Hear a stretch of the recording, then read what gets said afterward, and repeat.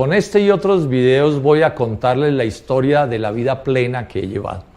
Desde niño en el colegio, después estudiante universitario y las luchas estudiantiles, después como profesor en la Universidad Nacional de Colombia en la sede de Manizales, más adelante como dirigente de grandes luchas agrarias que me llevaron al Senado y ahora como candidato a la presidencia de la República. Los invito cordialmente a que vean estos videos.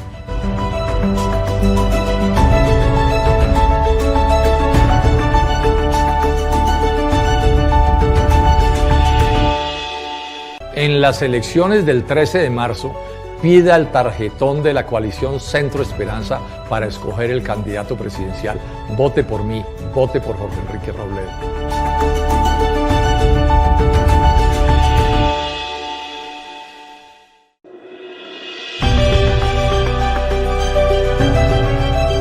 Sobre mi vida familiar debo decir que la vida me ha sonreído. Han sido unas condiciones muy gratas, entre otras razones porque, bueno, yo tuve la suerte de nacer en una familia que no era rica, pero sí tenía, digamos, una vida acomodada. Luego las oportunidades las he tenido a lo largo de toda mi vida. Mi niñez y mi juventud en Ibagué fueron gratísimas, ¿no? Los paseos, las fiestas, deportes al aire libre, cabalgatas, un grupo de amigos encantador que tuvimos en esos años. Mi hermana mayor, que hoy es diseñadora de interiores, y mi hermano, el segundo, yo soy el tercero, médico, tuvimos con ellos unas excelentes relaciones. Mi papá fue una persona supremamente especial con la que tuve relaciones cercanas, pero además fue una persona con un gran sentido del humor. Y mi mamá sí que fue una persona bien especial.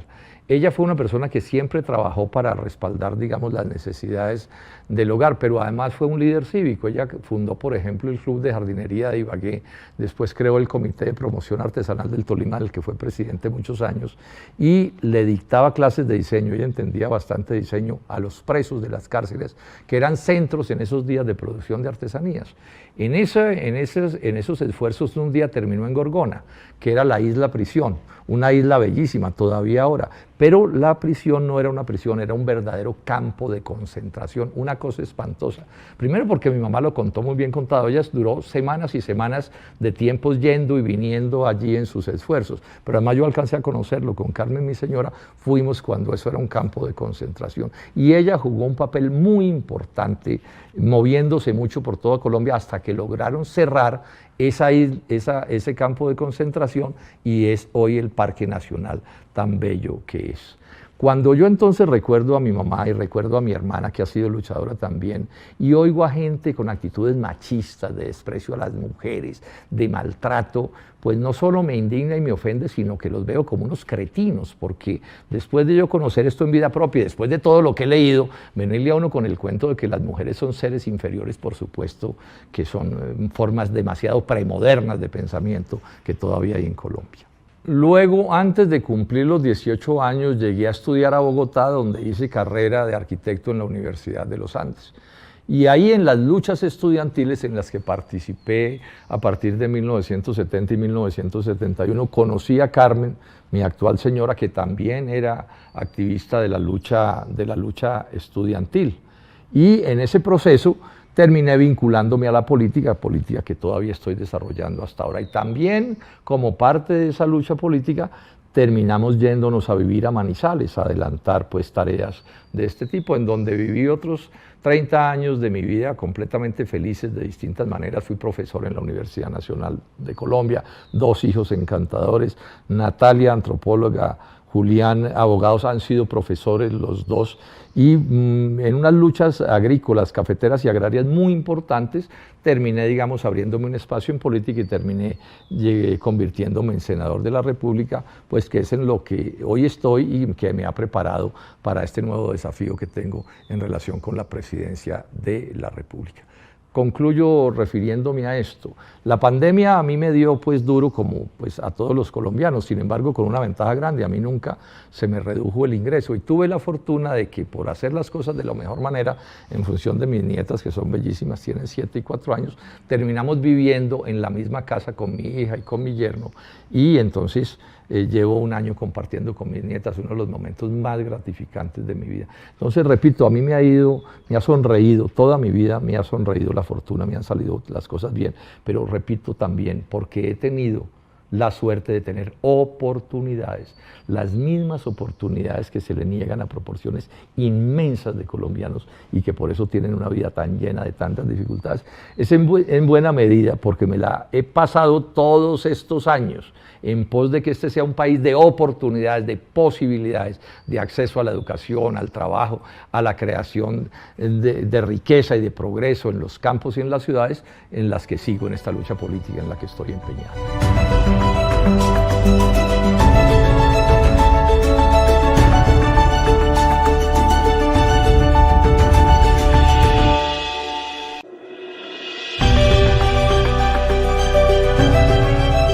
Una vez llegué a Bogotá a estudiar, llegué un poco con la lógica de la misma rumba que me había acompañado en mi infancia y mi juventud en Ibagué. Lo cierto es que yo no llego politizado a Bogotá. En mi casa nos habían educado un poco con la idea de que la gente decente, mi hijo, no se mete en política. Entonces yo llegué, fue a continuar mis rumbas de Ibagué. Además a un apartamento de soltero con mi hermano y unos amigos, imagínese uno a esa edad y en Bogotá, pues con esas posibilidades. Y al mismo tiempo va a llegar a Bogotá nada menos que el rock and roll, el hipismo, festivales como Woodstock que sacudieron la música de Colombia y del mundo y que sacudieron al mundo entero. Luego yo suelo repetir que si estoy en estas luchas de la política tomando mi vida con todo rigor, no ha sido por aburrimiento que termine en esto, sino porque, bueno, la vida me fue moviendo de unas cosas a otras. Pero al mismo tiempo de la fiesta global que les he mencionado, el mundo entero también se conmocionaba por cosas de gran importancia. Las famosas jornadas de 1968 en Francia, que casi tumbaron al presidente de ese país. Las descomunales movilizaciones de los estudiantes norteamericanos en contra de las atrocidades de Estados Unidos en la guerra de Vietnam. El hecho de que una pequeña república situada al lado de Estados Unidos hubiera hecho una revolución que conmocionó también al mundo, generaron, digamos, un fenómeno político de escala global en el cual los jóvenes veían y veíamos la posibilidad de que el mundo cambiara positivamente en el corto plazo. Y aquí en Colombia esas repercusiones globales se dieron. Tuvimos el movimiento estudiantil de 1971, que fue hasta ese momento uno de los más grandes de la historia de Colombia. Y ahí nos involucramos y nos politizamos. Ustedes no se imaginan las cantidades de lecturas, de estudios, de análisis, de debates, de conferencias, intentando entender mejor al Colombia y al mundo. Y en ese proceso tomé yo la decisión de vida que estoy cumpliendo en este año, 50 años, de dedicarme mi vida a la lucha por transformar a Colombia. Y también allí se me presentó una gran oportunidad y una gran fortuna, y es que en la decisión política que adopté incluyó 4 ideas que para mí han sido salvadoras en todos estos años. La primera, el rechazo a la violencia y a la lucha armada en Colombia como manera de transformar en ese momento al país. Cosa que no era fácil, ahora se entiende mejor. En esos días había por lo menos 4 grupos guerrilleros y había guerrillas en el mundo entero. En segundo término, también el convencimiento de que Colombia no debe ser un satélite ni de la Unión Soviética ni de ningún país del mundo, porque la soberanía es la base del progreso de cualquier nación. En tercer término, también el convencimiento de que Colombia no debía ser estatizada su economía. No era eso lo que había que hacer, sino por el contrario, lo que había que promover más industria, más agro, más producción y más riqueza. Y que en esta lógica, en este proceso de transformación, cabían los empresarios colombianos que contribuían con el progreso de Colombia, al lado de los trabajadores, de los campesinos y de los indígenas. Fueron 4 puntos claves que todavía ahora, digamos, me orientan en política en las luchas que sigo librando. Al año siguiente de esas decisiones que tomé en el 71, me fui como cuadro político a hacer trabajo en los municipios de la Sabana de Bogotá, Zipaquirá, Cajicá, etc. Y en ese proceso de educar, de explicar, de ayudar a crear organizaciones de trabajadores, estudiantiles, de defender a la gente de muchas maneras, terminé en el municipio de Soacha. Y en esas luchas terminé también siendo concejal de ese municipio suplente. Pero ese era un municipio donde actuaban los principales y los suplentes, y allí estuve también muchos meses en esas actividades. Y en 1975 tomamos la decisión de trasladarme a vivir a Manizales, a cumplir con las mismas responsabilidades políticas que tenía en ese momento en los municipios de Cundinamarca y de Bogotá. desarrollando lo que todavía hasta hoy desarrollo, que es hacer todos los esfuerzos por transformar democráticamente a Colombia, de acuerdo con el compromiso de vida que hice hace medio siglo.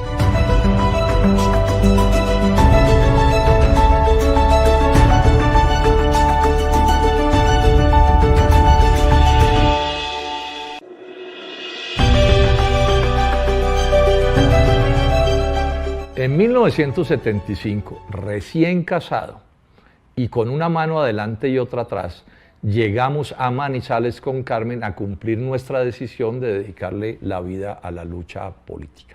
Con tan buena fortuna que rápidamente pude ingresar de profesor de arquitectura a la Universidad Nacional de Colombia, a la sede de esa ciudad. Y viví allí en Manizales 30 años maravillosos, de allá son mis hijos, Julián y Natalia, recuerdos gratísimos. Solo agradecimientos tengo para la gente de Caldas y de Manizales por haberme recibido como me recibieron. Y todos estos años los dediqué a los dos grandes esfuerzos de mi vida, a la lucha política y a mis labores como profesor universitario.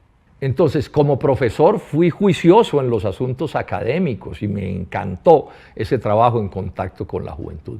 Al mismo tiempo, como profesor participaba en los reclamos democráticos gremiales del profesorado y respaldaba a los del estudiantado. Por ejemplo, dimos una lucha inmensa contra la Ley 100 y logramos que en la Universidad Nacional de Colombia no se aplique la Ley 100 como se aplica en el resto del país. Son numerosísimas las veces en que recorrí las calles de Manizales respaldando una u otra movilización. Y en mis tiempos libres, después de clases y los fines de semana y en vacaciones, yo hacía lucha política de dos maneras.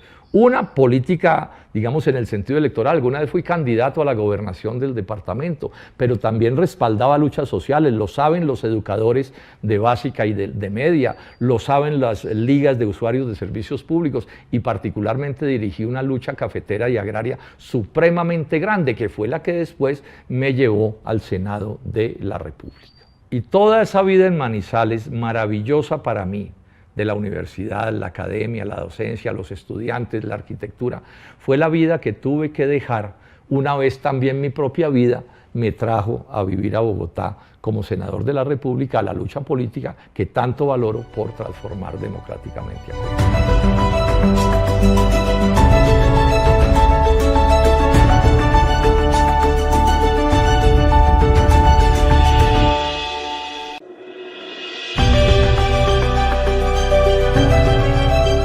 Una de las más exitosas y mayores luchas sociales en las que yo haya estado nos condujo en 1995 a la condonación total de 100.000 deudas cafeteras y a la condonación parcial de otro tanto de deudas cafeteras. Luego, de esta manera, impedimos que muchísimos caficultores colombianos perdieran sus tierras en favor de los bancos.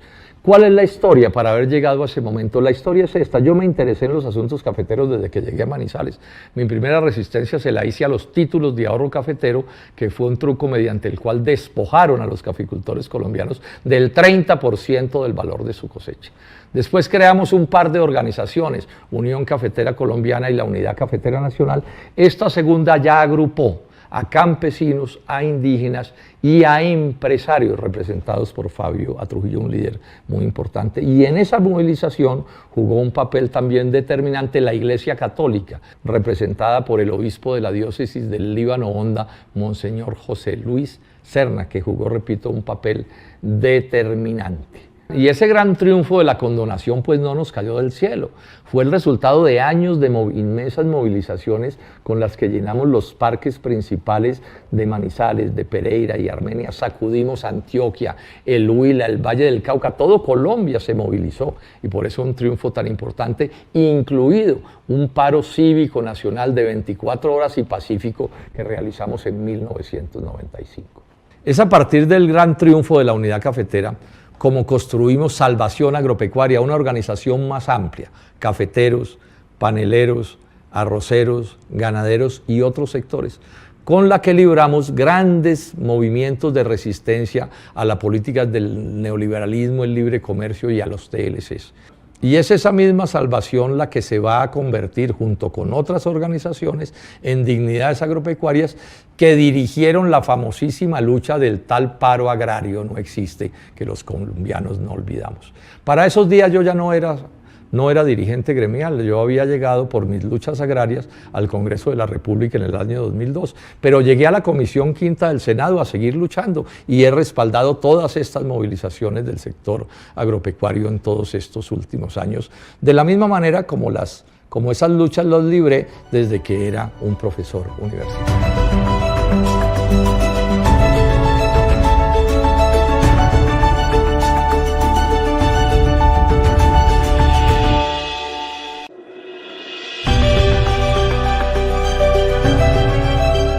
A veces me preguntan que cómo explico yo que en una encuesta de 1.500 líderes de opinión, durante 10 años consecutivos, esos líderes me hayan escogido como el mejor senador de Colombia. Yo les digo que no tengo la certeza, pero que es probable que esos líderes a lo largo de estos años hayan podido leer en mí una persona que hizo esfuerzos por actuar con toda corrección, con toda coherencia, que no llegué al Congreso a llenarme de mañas, a corromperme, que nunca me le entregué a las maniobras, a ese tipo de cosas, y que actué con la lógica del servidor público, que es realmente lo que a mí me ha inspirado durante toda mi vida, y que fui lo que fui cuando fui profesor en la Universidad Nacional de Colombia. Y de pronto hay 3 aspectos que se me resaltan. El primero, en lo que tiene que ver con la aprobación o no con las leyes. Las voté a favor o las voté en contra, promoví no pocas incluso, pero siempre de acuerdo con mi conciencia, cero mermeladas, cero politiquería, cero someterme a las órdenes de la Casa de Nariño. En segundo término, hice 221 debates de control político, un número bien importante. Todos esos debates estudiados, pensados, analíticos, haciendo esfuerzos por actuar correctamente y poniendo, cada que fue necesario, mi dedo acusador contra los actos de corrupción que tanto daño le han hecho a Colombia. Y al mismo tiempo, como senador que fui, actué también como cuando fui profesor, y es que puse mi vida al servicio de las luchas, de los reclamos ciudadanos. Los trabajadores de Colombia, los educadores, los campesinos, los indígenas, las mujeres y todos los sectores maltratados, los sectores empresariales que fueron atropellados por el libre comercio, todos ellos han escuchado mi voz y mi actitud de solidaridad, porque todo lo que fuera merecedor de mi respaldo, lo respaldé con todo entusiasmo. En relación con mi trabajo también puedo agregar que le hice oposición leal a los 3 malos presidentes que me correspondieron vigilar como senador de la República de Colombia. Y que en todos estos años, con el excelente equipo de asesores que siempre tuve, trabajé con dedicación, con seriedad, con rigor, para convertir mi presencia en el Senado como en una especie de cursillo profundo para comprender mejor a Colombia. Recorrí todos los departamentos y muchísimas poblaciones y me convertí en una especie de especialista en distintos temas que son claves para entender cualquier análisis de gobierno que se quiera hacer.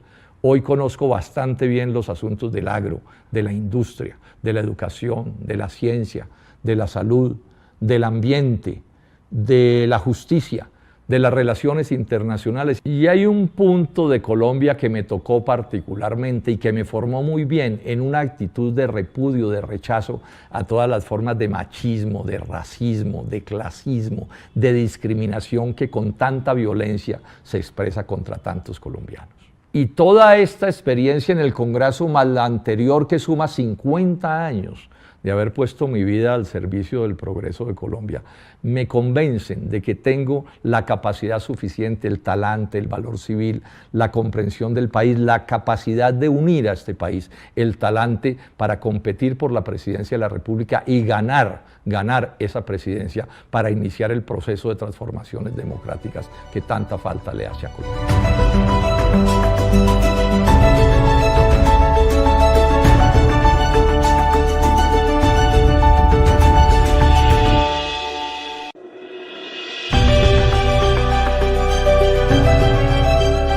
Hace un año estábamos en dificultades, es más, nadie daba un peso por nosotros, porque habíamos tomado la decisión de retirarnos del polo democrático. el partido que 14 años atrás habíamos creado con Carlos Gaviria. Organización en la que nos iba bastante bien. Nosotros, los que nos retirábamos del polo, le habíamos aportado la mitad de los votos al Senado en las elecciones del 2018. Cuando estábamos en eso, un amigo muy querido me llamó y me dijo: Jorge Enrique, no vayan a hacer eso, no se vayan a retirar de esa organización. Ustedes están muy cómodos en lo que tiene que ver con la seguridad que tienen allí. Y luego de 12 meses, la experiencia nos dio la razón en las decisiones que tomamos. Nos la dio de dos maneras diferentes. La primera, porque contribuimos a constituir la coalición Centro Esperanza, un proyecto de gran importancia política, porque es un proyecto de oposición al gobierno de Iván Duque y a los partidos tradicionales, y porque está demostrando que no es cierto que los colombianos estemos condenados a repetir la pesadilla de la segunda vuelta del 2018. Vamos entonces a hacer en las elecciones de Congreso de marzo, vamos a obtener dos avances también positivos. El primero, vamos a elegir una excelente bancada de senadores y representantes que hacen parte de los partidos de la coalición.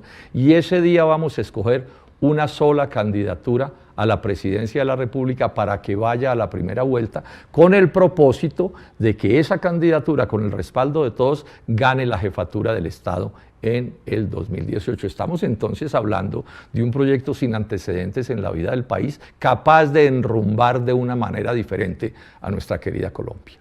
El otro éxito importante conquistado este año fue haber logrado constituir a Dignidad, un nuevo partido político, conformado por quienes nos retiramos del polo y fuerzas nuevas que han llegado a esta organización y cuyos avances son bien importantes. Por ejemplo, logramos éxitos grandes en las elecciones de los consejos municipales de juventud. En las listas de la coalición inscribimos al Senado y a la Cámara 75 candidatos en representación de Dignidad. Y estos éxitos en muy buenas medidas se explican porque estamos logrando la amplitud política que no habíamos logrado en el polo y que se expresa en que somos capaces de representar muy bien al mismo tiempo los intereses de los asalariados, los informales, campesinos, indígenas, clases medias y los empresarios que están por el progreso del país, por nuestras visiones democráticas. Y estamos con ese proyecto compitiendo con mi nombre por ser el candidato único de la coalición de la esperanza y competir por la presidencia de la República en las elecciones de junio. Las cosas van muy bien, estamos muy optimistas, somos capaces de ganar la consulta y de ganar la jefatura del Estado. Bienvenidos todos los voluntarios y voluntarias que quieran vincularse a este proyecto. Unámonos todos para que empecemos las transformaciones que necesita Colombia.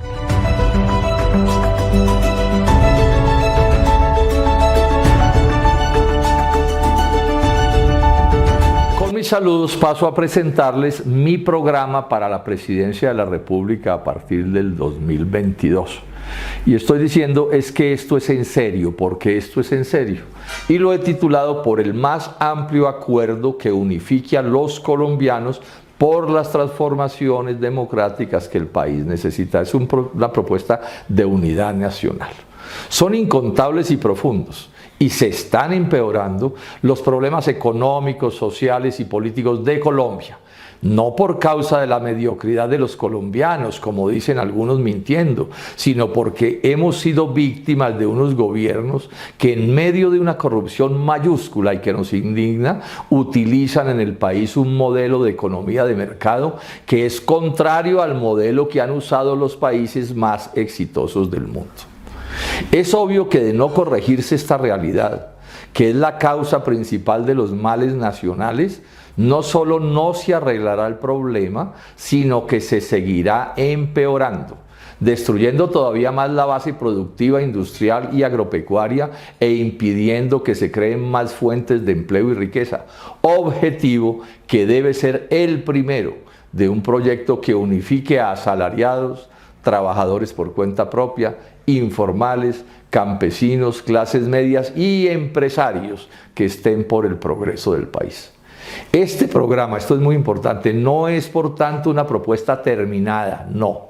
Es un proyecto de acuerdo que deberá afinarse con el concurso de los distintos sectores de la sociedad colombiana en la idea de lograr coincidencias sectoriales que conduzcan a un gran acuerdo nacional por el bien de nuestra amada Colombia, país dotado por su naturaleza y por sus gentes, por la calidad de su naturaleza y de sus gentes, para colocarse en un proceso entre los primeros del mundo. Bienvenidos entonces, colombianos y colombianas, a este proyecto de tanta importancia. El índice de lo que voy a desarrollar en esta intervención tiene que ver con, en primer término, asuntos de corrupción y austeridad. En segundo término, empleo, pobreza, derechos laborales y pensionales. En tercer término, industria, agrominería, sector financiero, infraestructura, turismo, cooperativismo, servicios públicos domiciliarios e impuestos, o sea, el paquete económico. Cuarto, educación, ciencia, tecnología, cultura, deporte, salud y ambiente. El quinto punto se refiere, los voy a ir desarrollando pues por partes, pero en esta primera presentación se refiere a mujeres, afros, indígenas, LGBTI+, y una campaña muy importante que vamos a hacer: antidiscriminación, maltrato y violencia. El sexto se refiere a la reforma electoral que es necesario hacer del sistema electoral y las reformas que tienen que ver con la justicia. El séptimo trata sobre asuntos de transporte, de carga y colectivos, y el caso del taxismo, que es un asunto al que le presto particular interés. Octavo, sobre relaciones internacionales y colombianos en el exterior. Y el noveno, todo lo que tiene que ver con asuntos importantísimos, la seguridad que necesita Colombia y cómo enfrentar el problema del narcotráfico. Entonces, el primer punto que vamos a desarrollar tiene que ver con la inmensa corrupción nacional y los asuntos del despilfarro, que también es muy grande, y la propuesta de austeridad. Vamos por partes. Corrupción. De dos maneras es descomunal el daño que la gran corrupción le hace a Colombia. Lo que se roban es muchísimo y le hace una gran falta al progreso del país. Y con los robos, esto es muy grave y lo estoy enfatizando, y con los robos financian la corrupción electoral para poder gobernar contra los colombianos y ganar las elecciones, negando lo básico en democracia. ¿Qué estoy proponiendo entonces? Se creará un Comité Nacional Anticorrupción y Antidespilfarro que presidirá el propio presidente de la República. Y para ejecutar sus orientaciones crearemos un Sistema Nacional Anticorrupción y Antidespilfarro que oriente en detalle la lucha de todo el Estado en esta dirección. Cada entidad del Estado presentará 3 meses después del 7 de agosto un plan anticorrupción y antidespilfarro que se aplicará en cada parte del aparato administrativo. Estricta selección es la otra propuesta de los altos funcionarios del Estado, es mi compromiso, dándole prioridad a su honradez y valor civil. Necesitamos honradez y valor civil para que no haya alcahuetería con los corruptos.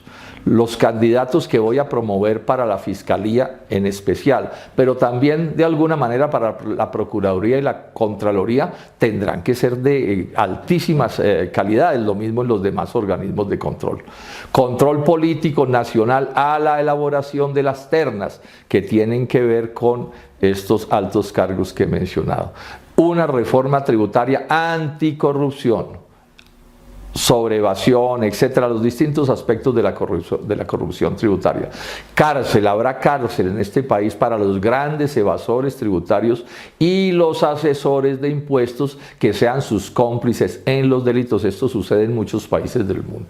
Medidas anticorrupción tributaria, varias medidas sobre los precios de transferencias internacionales, los precios de venta de los minerales que tienen que ver con regalías e impuestos, paraísos fiscales, lavado de activos, etcétera. La DIAN fortalecerá el análisis de las cuentas bancarias con la colaboración de la banca para perseguir a los delincuentes de todos los tipos. Lucha decidida contra el contrabando, algo muy pernicioso porque el contrabando oculta además lavado de activos. Mayor control anticorrupción en el gasto público que usa normas de contratación privada.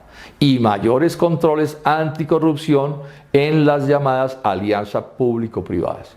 Vamos a asegurar el 100% de la aplicación de pliegos tipos en toda la contratación pública. Y habrá un fuerte respaldo estatal y controles al mismo tiempo a las veedurías cívicas anticorrupción. Se realizará una reforma al sistema electoral y de justicia con claros criterios anticorrupción. Bueno, ¿cómo es el punto de la austeridad que vamos a promover y de la lucha contra el despilfarro? El Comité Nacional Anticorrupción y el Sistema Nacional Anticorrupción promoverán una administración pública austera, que no despilfarre los recursos públicos. Esto va pegado con toda la lucha anticorrupción. 3 meses después del 7 de agosto de 2022, cada entidad del Estado aprobará un plan de austeridad en sus gastos no esenciales, plan que deberá ser aprobado por el Sistema Nacional Anticorrupción y Antidespilfarro. Esto va en serio, bueno, como todas mis cosas que van en serio. Reducción de los costos del Congreso de la República, pero no reduciendo el número de congresistas, sino el costo de cada congresista, porque un Congreso más pequeño es menos democrático y no queremos menos democracia, sino más democracia. El segundo punto de mi programa tiene que ver con el empleo y el desempleo, la pobreza, los asuntos laborales y las pensiones. Empleo y pobreza, lo que se refiere a estos puntos. La mejor política contra el desempleo, el empleo informal, pues para reducirlo, y la pobreza y el hambre, es desarrollar, como se propone en este programa presidencial, la recuperación y promoción dentro de la economía de mercado, porque no vamos a estatizar la economía, de la producción nacional, industrial y agropecuaria, tan dañadas, tan destruidas por la apertura neoliberal y los TLC, los tratados de libre comercio. Promovemos entonces un plan nacional de gasto público para generar empleo y reducir el desempleo y la informalidad. Este es un segundo gran aspecto, en especial para jóvenes y mujeres. Gasto público que respalde el empleo, claro, y la creación de riqueza. Y con gasto público se financiarán rentas básicas para los más pobres y vulnerables. Sobre los asuntos laborales, empiezo por señalar que constituye una falacia neoliberal decir que Colombia saldrá adelante haciendo más pobres a los pobres y deteriorando las condiciones laborales. Verdad que comprueban las muchas reformas antilaborales aprobadas desde 1990 y lo mal que está la economía del país. Cumplimiento entonces, en mi propuesta, de los convenios entre el Estado colombiano y la Organización Internacional del Trabajo, OIT. No a la tercerización laboral, ni en el sector público, ni en el privado, salvo situaciones excepcionales. Habrá carreras administrativas y concursos para ascender en el sector público para que deje de ser pasto del clientelismo y la politiquería como hoy sucede, que respeten a los trabajadores. Negociación colectiva en el sector privado y en el público, por supuesto, también. Modificar el decreto 1174 del piso de protección social, sosteniéndole su aplicación en los sectores donde pueda ser positivo e impidiendo que de una manera perversa lo utilicen contra los trabajadores. Reversar la ley 789 sobre las horas extras y nocturnas, que fue un fracaso para promover empleo en Colombia, como está demostrado.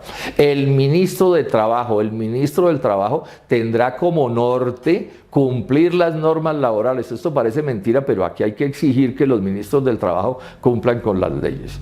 Dar garantías y fortalecer la sindicalización y la contratación colectiva. Sobre pensiones, no se aumentarán la edad de pensión y los aportes, ni se reducirá el monto de las pensiones. O sea, no habrá una reforma pensional contra los trabajadores colombianos y las clases medias. Las pensiones se incrementarán en el mismo porcentaje en que se aumente el salario mínimo. Recuperar la mesada 14 para los pensionados que la perdieron en la reforma del 2005. No habrá nuevos impuestos a los pensionados. Que la reducción de la cuota para salud se les aplique a todos los pensionados. Los cambios en pensiones serán concertados con las centrales de trabajadores. se mantendrá el sistema de prima media. Hasta 3 salarios mínimos de ingresos todos cotizarán a Colpensiones. Más de 3 salarios mínimos podrán cotizar en los fondos privados de pensiones. Se revisarán las comisiones que cobran los fondos privados de pensiones por la colocación de sus recursos. Y sus inversiones deben ser seguras y al mismo tiempo promover la producción nacional. Se permitirá el traslado de los fondos de pensiones a Colpensiones y Colpensiones podrá promover el sistema de prima media entre los colombianos. El tercer punto de la propuesta tiene que ver con todo lo que es la creación de riqueza y empleo. Entonces trata sobre industria, agro, minería, infraestructura, sector financiero, turismo, cooperativismo, servicios públicos domiciliarios e impuestos, el sistema tributario. En cuanto a la industria, esto le doy una inmensa importancia porque el desarrollo de un país depende de su desarrollo industrial. Sin un serio desarrollo industrial no puede desarrollarse un país como Colombia. La industria será respaldada por una política industrial acordada entre el Estado, los empresarios y los trabajadores. Esto es lo que se hace en los países donde las cosas funcionan para aumentar la competitividad nacional, incrementar la productividad del trabajo, mejorar la rentabilidad y ampliar la producción y el empleo, promover encadenamientos de los sectores productivos regionales y nacionales. El Ministerio de Industria, Comercio y Turismo tendrá como prioridad el respaldo a la industria, no como es hoy, que es el Ministerio de los Importadores y de los Productores Extranjeros. El Banco Agrario será financiado con más fuerza y respaldará también la industria y la minería. Se le agregará más valor a las materias primas, pues como una concepción del desarrollo. Habrá una política de sustitución de importaciones y respaldo a la producción para el mercado interno. Colombia está importando en exceso, excesivamente. No hay que cerrarse, pero tampoco pueden seguir destruyendo el aparato productivo a punta de importaciones. Serio respaldo a las exportaciones, serio respaldo a las exportaciones. Las exportaciones pueden ser muy importantes, cosa que tampoco ha sucedido, mediante normas tributarias y de otros tipos, estímulos de distintos tipos para promover que se exporte con valor agregado, además, con valor agregado, que es lo que más desarrolla. Revisar y renegociar los TLCs para reducir las importaciones y acompasarlos con el interés nacional, que no quiere decir que se dejen de tener relaciones económicas internacionales. Aumento de las aranceles a países con los que Colombia no tiene TLCs. Esos aranceles pueden incrementarse en defensa de la industria del calzado, de las confecciones, etc. Que las compras públicas del Estado colombiano respalden la producción nacional, tener eso fijo como una manera de estimular la industria del agro de este país. Lucha decidida contra el contrabando y los fraudes tipo dumping con que nos hacen competencia desleal. El contrabando no podrá seguir siendo, como ahora es, una actividad que no se persigue con seriedad y además se utiliza para lavar activos del narcotráfico. Requisitos de desempeño a la inversión extranjera, o sea, que la inversión extranjera contribuya con el desarrollo nacional mediante requisitos de inversión. Esto sucede en muchas partes. Promoción muy en serio de la pequeña y mediana empresa. Este es un sector súper clave de la economía. Facilitar el acceso a créditos adecuados y menos costosos. Si los créditos no se irrigan bien, si el crédito no le llega bien a los productores y a menores costos, pues no es posible avanzar. Una política que apunta a disminuir el costo de los servicios públicos y a mejorarle su calidad. Hay que reducir el costo país, que llaman los economistas. Serios estudios de los costos de la infraestructura. Aquí hay un problema muy complicado de abusos y de corrupción. ¿Para qué esos serios estudios? Para disminuir los costos de la construcción de la infraestructura y poder reducir las tarifas de los peajes, que en Colombia son altísimas y hay muchísimos. También mejoraremos el SENA y promovemos la mejoría de los demás institutos de formación tecnológica. Un decidido respalde al avance científico-técnico como parte de la política industrial. Se promoverá también la competencia y no el monopolio y la cartelización. La competencia en economías de mercado es una promoción que es clave hacer. En relación con el sector agropecuario, digo primero esto. Un agro de tipo dual, es decir, que actúen conjuntamente la economía campesina e indígena y la de los empresarios con asalariados, todos ellos protegidos, respaldados por el Estado. Habrá un mayor respaldo entonces a la producción para el mercado interno y para exportar, ojalá con aportes de valor agregado. Se revisarán y renegociarán los tratados de libre comercio para la reducción progresiva de las importaciones agropecuarias y no habrá más tratados de libre comercio. Relaciones económicas internacionales sí, pero es que los TLC son un tipo de tratado pernicioso contra Colombia. Vamos a aumentar los aranceles con países sin convenios donde esto se puede hacer sin ninguna dificultad y esas importaciones nos estén haciendo daños inaceptables a la economía nacional. Compras públicas, las compras públicas de los institutos del Estado promoverán la producción nacional, le darán prioridad a los productos nacionales para estimular el desarrollo agropecuario. Hablo de créditos suficientes, oportunos y baratos que le hacen mucha falta al sector agropecuario hoy en manos de los agiotistas y de los abusos de los intermediarios. Precios de sustentación promoveremos, remunerativos y estables, como se hace en los países desarrollados. Estas cosas que están proponiendo por el agro, para el agro suceden en casi todas partes. Controles a los costos de los insumos, esto es un abuso lo que se ha venido haciendo. Al mismo tiempo voy a promover la producción de insumos agropecuarios y bioinsumos. Ahí podemos avanzar mucho y disminuir los costos e impedir el abuso de los importadores y de los intermediarios y los productores de otros tipos. Asistencia técnica para el agro pública y gratuita. Seguros de cosecha contra los distintos riesgos. Crearemos mecanismos de comercialización y almacenamiento de las cosechas. Programas para la transformación agroindustrial de los productos para agregarles valor, un plan nacional de sistemas de riego y de drenaje, esto es clave en un agro moderno, plan de producción de semillas, fertilizantes y demás insumos agropecuarios, plan de mejoramiento de las razas productoras de carne y leche, un plan también de respaldo a la pesca artesanal de río y de mar y a la acuicultura moderna que está teniendo desarrollos importantes. Promoción de formas asociativas y cooperativas de productores de todos los tipos, pequeños, medianos, mayores, etc. Especial respaldo a las formas de asociación de los productores menores. A esos hay que tratarlos con más consideración, indígenas, por ejemplo, afros, etc. No a la extranjerización de las tierras rurales. Impedir que se sigan destruyendo las ciénagas y los espejos de agua y recuperar los invadidos. Planes públicos de acceso a la tierra a partir de respetar la propiedad privada y la Constitución y las leyes y que esas medidas promuevan el desarrollo agropecuario nacional. En relación con la minería empiezo diciendo esto, una frase que yo repito mucho: minería sí, pero no así.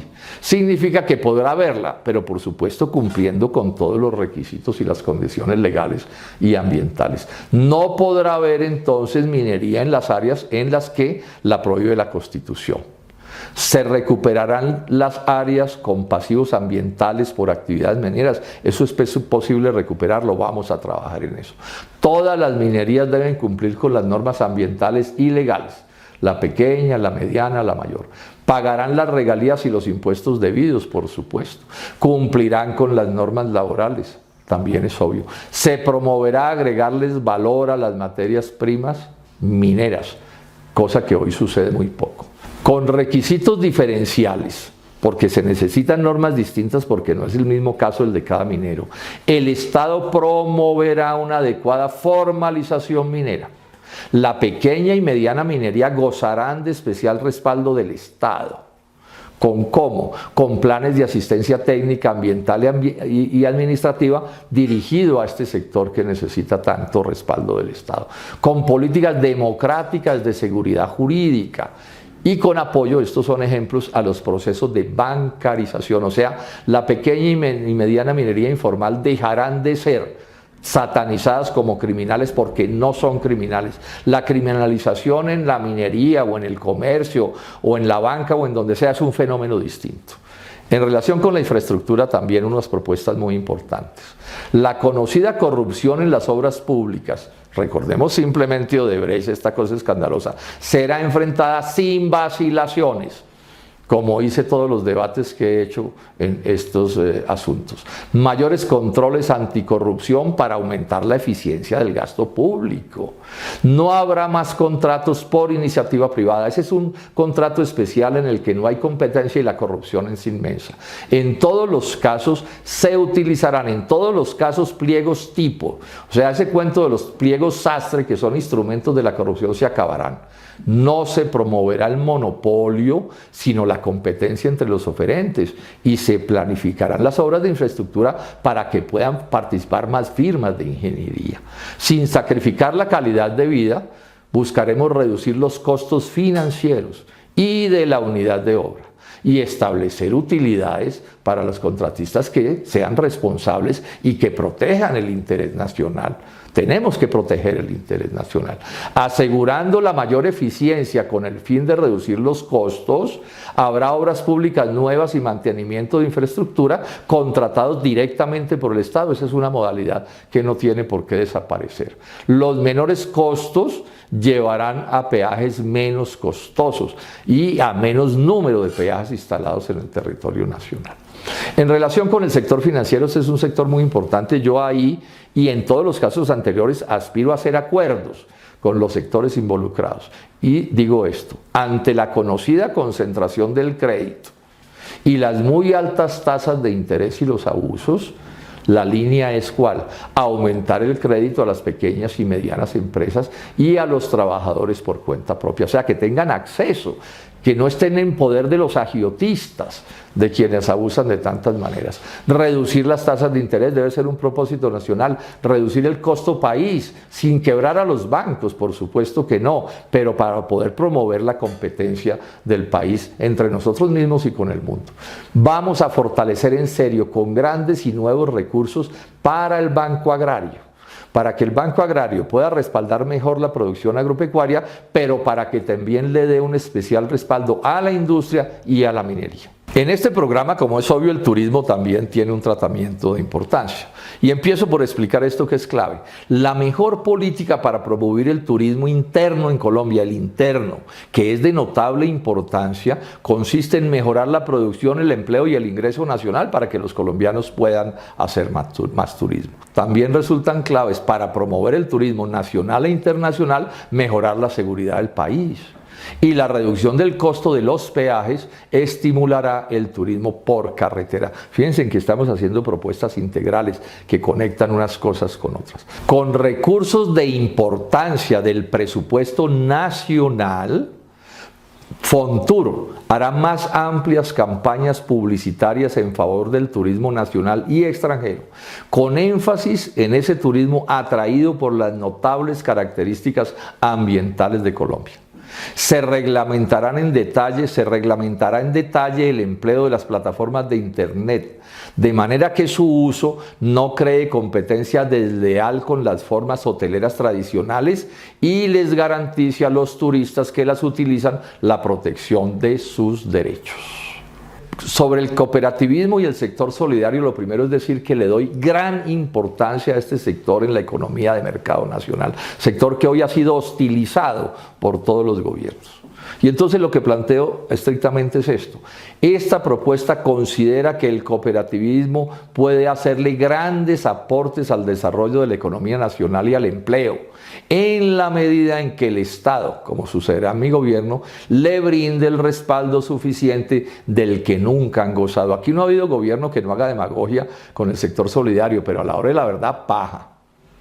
Además señalo, en el Ministerio del Trabajo se creará un viceministerio de la economía solidaria que nos garantice que esto se atienda con seriedad.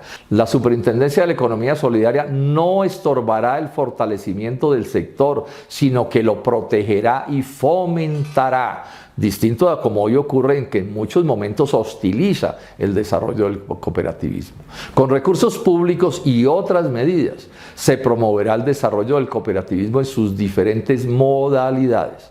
Se removerán los obstáculos artificiales que entraban en el desarrollo del cooperativismo, tales como los que impiden que las cooperativas financieras administren pagos de pensiones y subsidios de vivienda. Particular respaldo les dará el Estado a los medios de comunicación comunitaria. Este es un asunto de mi preocupación muy personal, que resalto, repito. Particular respaldo les dará el Estado a los medios de comunicación comunitarios, al igual que a la educación cooperativa, con énfasis en jóvenes y en mujeres. Las reformas, todo este paquete de reformas, como en general en todos los casos, serán acordadas entre los voceros de este sector y el gobierno. Servicios públicos domiciliarios, un punto importantísimo. Bueno, lo primero es que se creará una comisión de alto nivel que estudiará los costos de las tarifas de los servicios públicos, donde yo estoy convencido que hay abusos inaceptables, su calidad y los subsidios a los usuarios, en la búsqueda de generar menores costos y mayores calidades, porque hay muchos problemas de la calidad de los servicios para la ciudadanía y la producción nacional. No habrá nuevas privatizaciones de empresas de servicios públicos domiciliarios. Al vencimiento de sus contratos, deberán o podrán regresar al sector público las empresas de servicios públicos que fueran privatizadas. Sobre impuestos, súper clave en cualquier economía. En primer término decir, se hará un especial esfuerzo contra la corrupción tributaria de todos los tipos, una de las corrupciones más perniciosas. Apenas gane la presidencia, nombraré una comisión de alto nivel que le informará a la nación en un corto plazo las tasas efectivas de todos los impuestos que se pagan en Colombia, para que todos con las mismas tasas promovamos un acuerdo nacional sobre las reformas necesarias, que deben conducir que a unos les pueden subir los impuestos y a otros se les pueden disminuir los impuestos, dependiendo de las circunstancias. Habrá pena de cárcel, como en muchos países del mundo, para los grandes contribuyentes que violen la ley y que no paguen los impuestos que les ordena la institucionalidad, y para los asesores tributarios que les diseñan a esos evasores esos delitos. Habrá especial vigilancia contra la corrupción en los precios intrafirmas. Ahí hay muchas manipulaciones y muchos fraudes, como es bien conocido. Se promoverán acuerdos internacionales contra la corrupción en los paraísos tributarios. O sea, aquí no puede haber países vecinos de Colombia dedicados a destruirle y a sabotearle mediante la corrupción tributaria la economía a la nación colombiana. Se fortalecerá la DIAN, específicamente contra la corrupción tributaria. Vamos a perseguir a los pillos donde estén.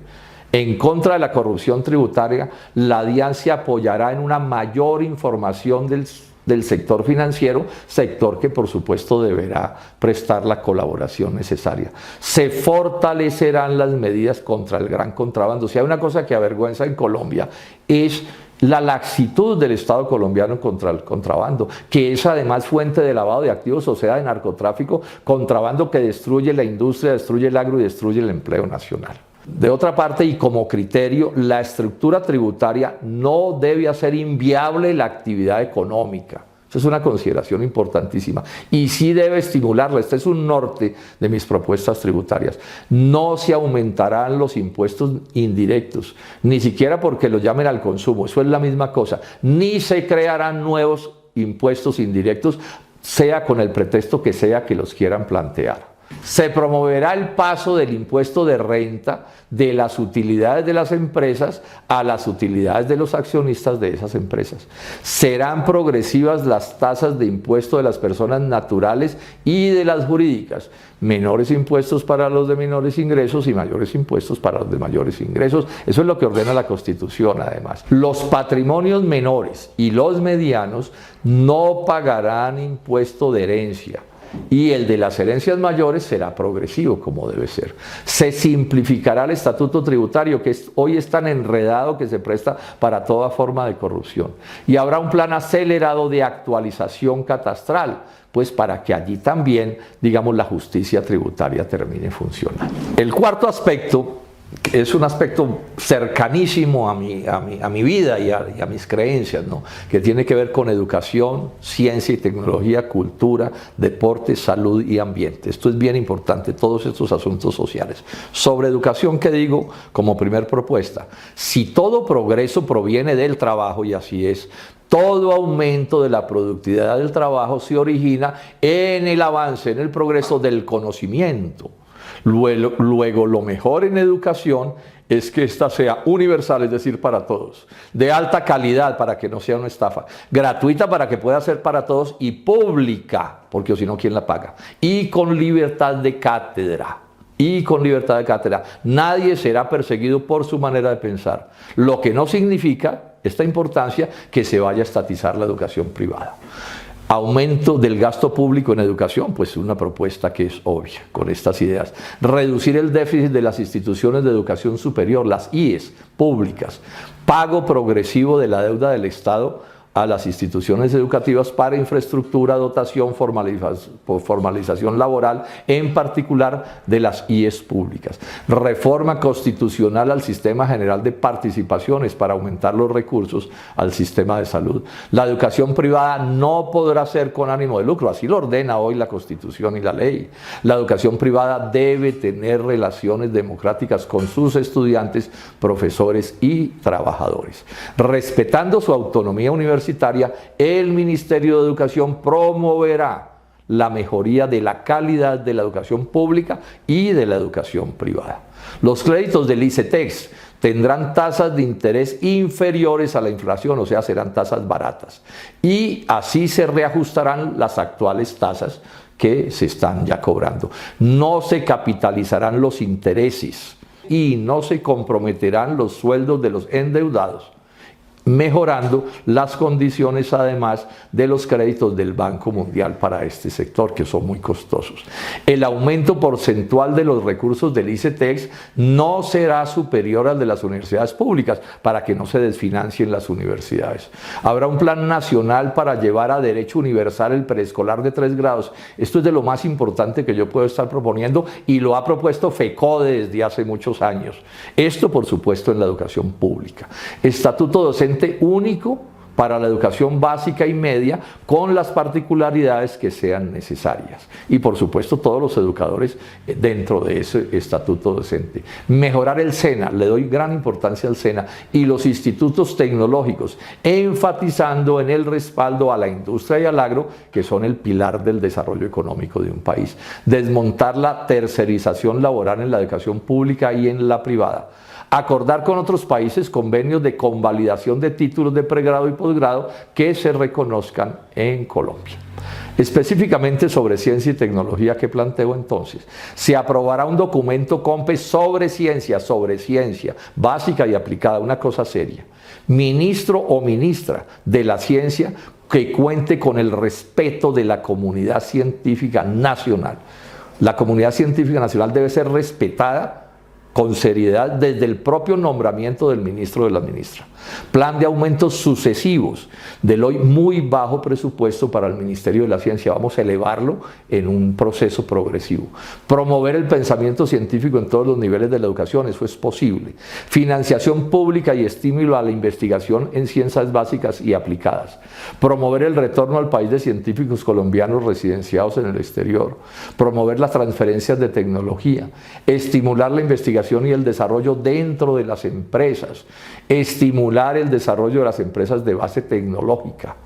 Pongo un énfasis porque es relativamente fácil de lograrlo en el caso de la industria del software, del diseño de estas aplicaciones. Fomento a la formación de científicos a través de becas y matrículas de costo cero en posgrados en la universidad pública. Cultura, otro tema que me toca de cerca. Se considerará la cultura nacional en todas sus expresiones y particularidades como un bien de primerísima importancia para la nación colombiana. La cultura es un bien de primerísima importancia para la nación que yo aspiro a desarrollar, por lo que se protegerá la cultura nacional y se promoverá.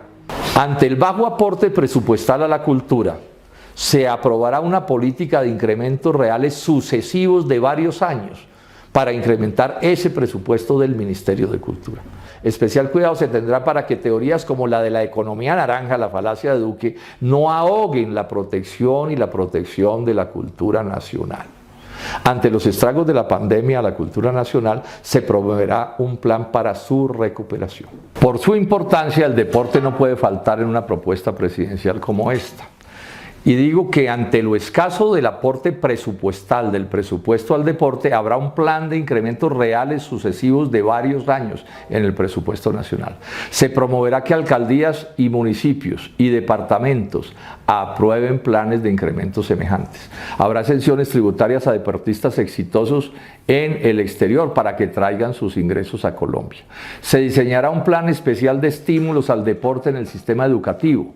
Se promoverán competencias deportivas municipales, departamentales y nacionales y estudiantiles, pues de todos los tipos, competencias para promover el deporte. Es necesario además fortalecer la estructura del deporte en Colombia para mejorar las relaciones entre sus componentes, Ministerio del Deporte, ligas, municipios, etc. Y llegar a todos los municipios del país con estas políticas. Se asignarán recursos de inversión para la construcción de campos deportivos, tanto en colegios como en universidades públicas. Se consolidará un programa de becas deportivas que incentive la participación y continuidad de los deportistas jóvenes. Se creará la Universidad del Deporte, que puede estar adscrita a una institución universitaria pública de alta calidad en donde se puedan formar los especialistas en medicina deportiva, entrenadores y demás. Habrá un fomento a la producción nacional de artículos deportivos y la promoción del deporte en la vida adulta, que es pues salud, todos sabemos eso. En relación con la salud, con el sistema de salud, entonces empiezo por decir esto. El Comité Nacional Anticorrupción y el Sistema Nacional Anticorrupción y Antidespilfarro, con el presidente de la República a la cabeza, orientarán una profunda lucha anticorrupción en el sistema de salud. No serán además politiqueros y clientelistas quienes sigan controlando la red pública hospitalaria. La Contraloría General de la República y la Superintendencia de Salud serán fortalecidas en recursos y normas para derrotar a los corruptos que operan en el sistema de salud. Mejorar la salud exige, de otra parte, las mejores condiciones de las IPS públicas y de las IPS privadas. Las IPS públicas deberán contar con una adecuada financiación del Estado. El sistema de facturación no puede seguir siendo utilizado por las EPS para no pagarles oportunamente a las IPS públicas y privadas. No habrá más carruseles de la muerte a partir de que las EPS les nieguen la atención a los enfermos. Para reducir sus costos, habrá compras centralizadas nacionales de medicamentos e insumos y se fomentará la producción nacional de medicamentos e insumos pues para este sector de la salud. El ADRES será el recaudador y pagador único, incluidos los recursos del SOAT y de las ARL. No se estatizará el sistema de salud y en él actuarán instituciones públicas y privadas, pero el Estado, por supuesto, orientará el sistema de salud. Las EPS podrán ser públicas o privadas, con las privadas con ánimo de lucro o sin ánimo de lucro. Las tasas de ganancia de las EPS con ánimo de lucro serán pactadas con el Estado, como ocurre con los servicios públicos domiciliarios. El sistema enfatizará en la prevención y promoción de la salud y en la lucha contra la desnutrición y para lograr la óptima calidad del agua de consumo humano. La atención primaria en salud será apoyada por redes de IPS y programas de medicina familiar. Las utilidades de las IPS se relacionarán directamente con la calidad de la salud que garanticen. Se unificará el plan de beneficios para toda la población. Los regímenes especiales del sistema de salud les cumplirán a sus afiliados. La salud mental será especialmente atendida. Se seleccionarán enfermedades no transmisibles según su gravedad para darles una atención especial.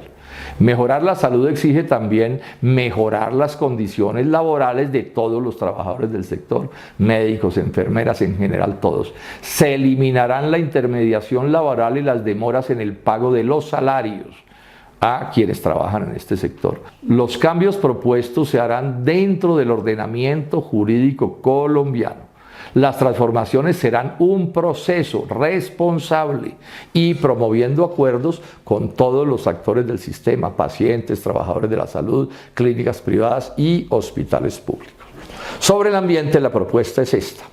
Este es otro tema que he trabajado hace muchos años. El Estado le dará especial protección al ciclo del agua, que está muy destruido. Se enfrentará con todo rigor la deforestación ilegal y se promoverá la reforestación y la repoblación arbórea. Habrá una política de especial protección ambiental y cuidado de páramos, humedales, quebradas, ojos de agua, ciénagas, ríos, bosques, mares y corales y demás bienes naturales. Se endurecerán las penas por robos de tierras baldías a través del mecanismo de deforestarlas. Hay que impedir que se siga la destrucción de ciénagas y espejos de agua con el propósito además de robarse esas tierras que son de propiedad del Estado.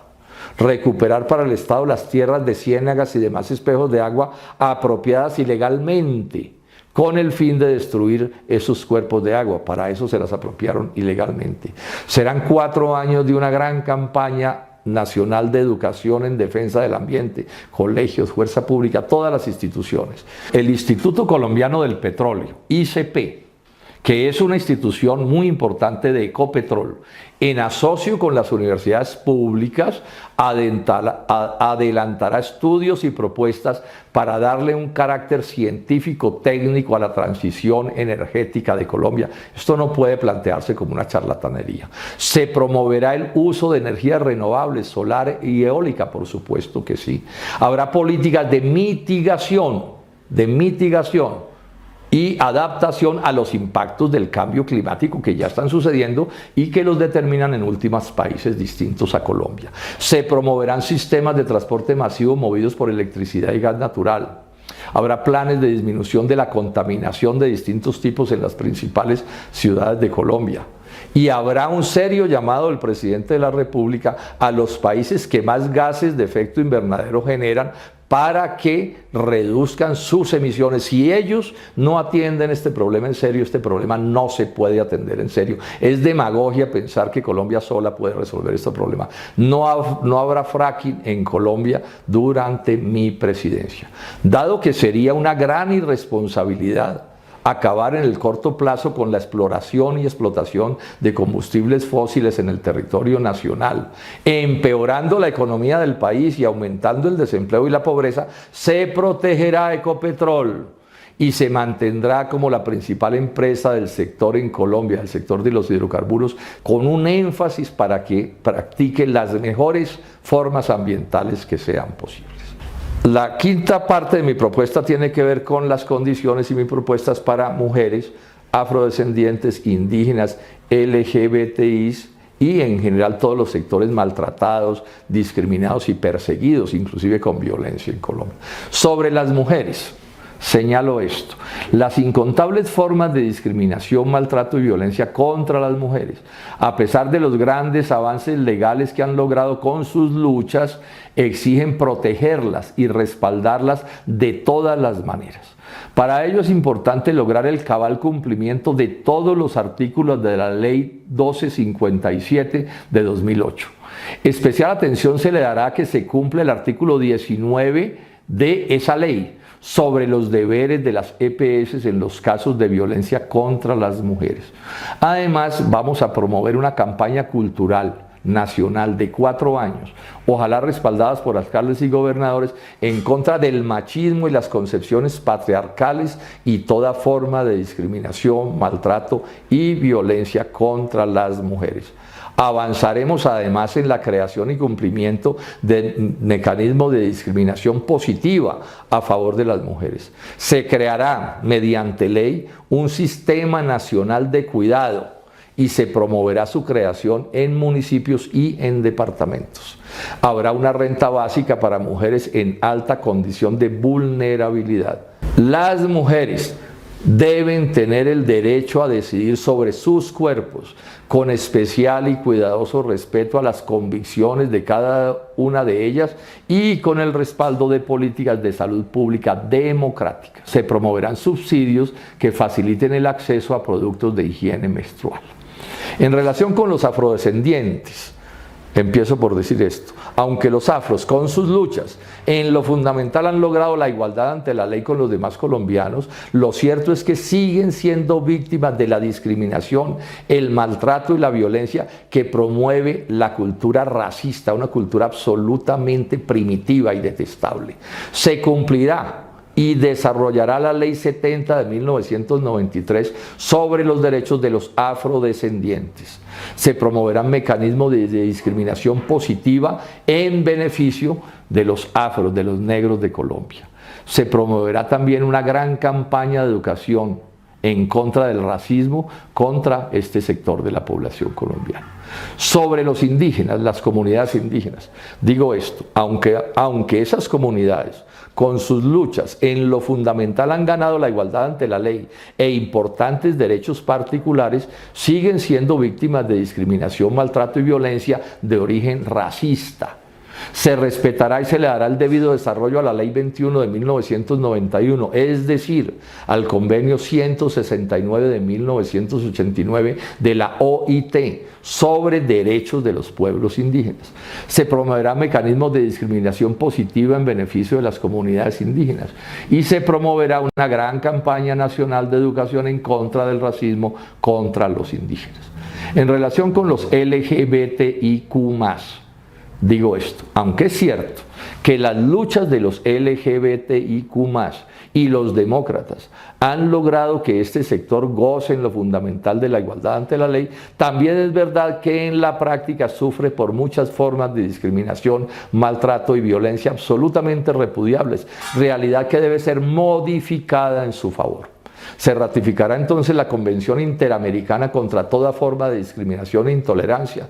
Se corregirán los vacíos del Decreto 762 del 2018 de las políticas públicas y garantías de los derechos de los LGBTI, con particular énfasis en su aplicación en los municipios, distritos y departamentos, eliminando las barreras administrativas que en la práctica existen.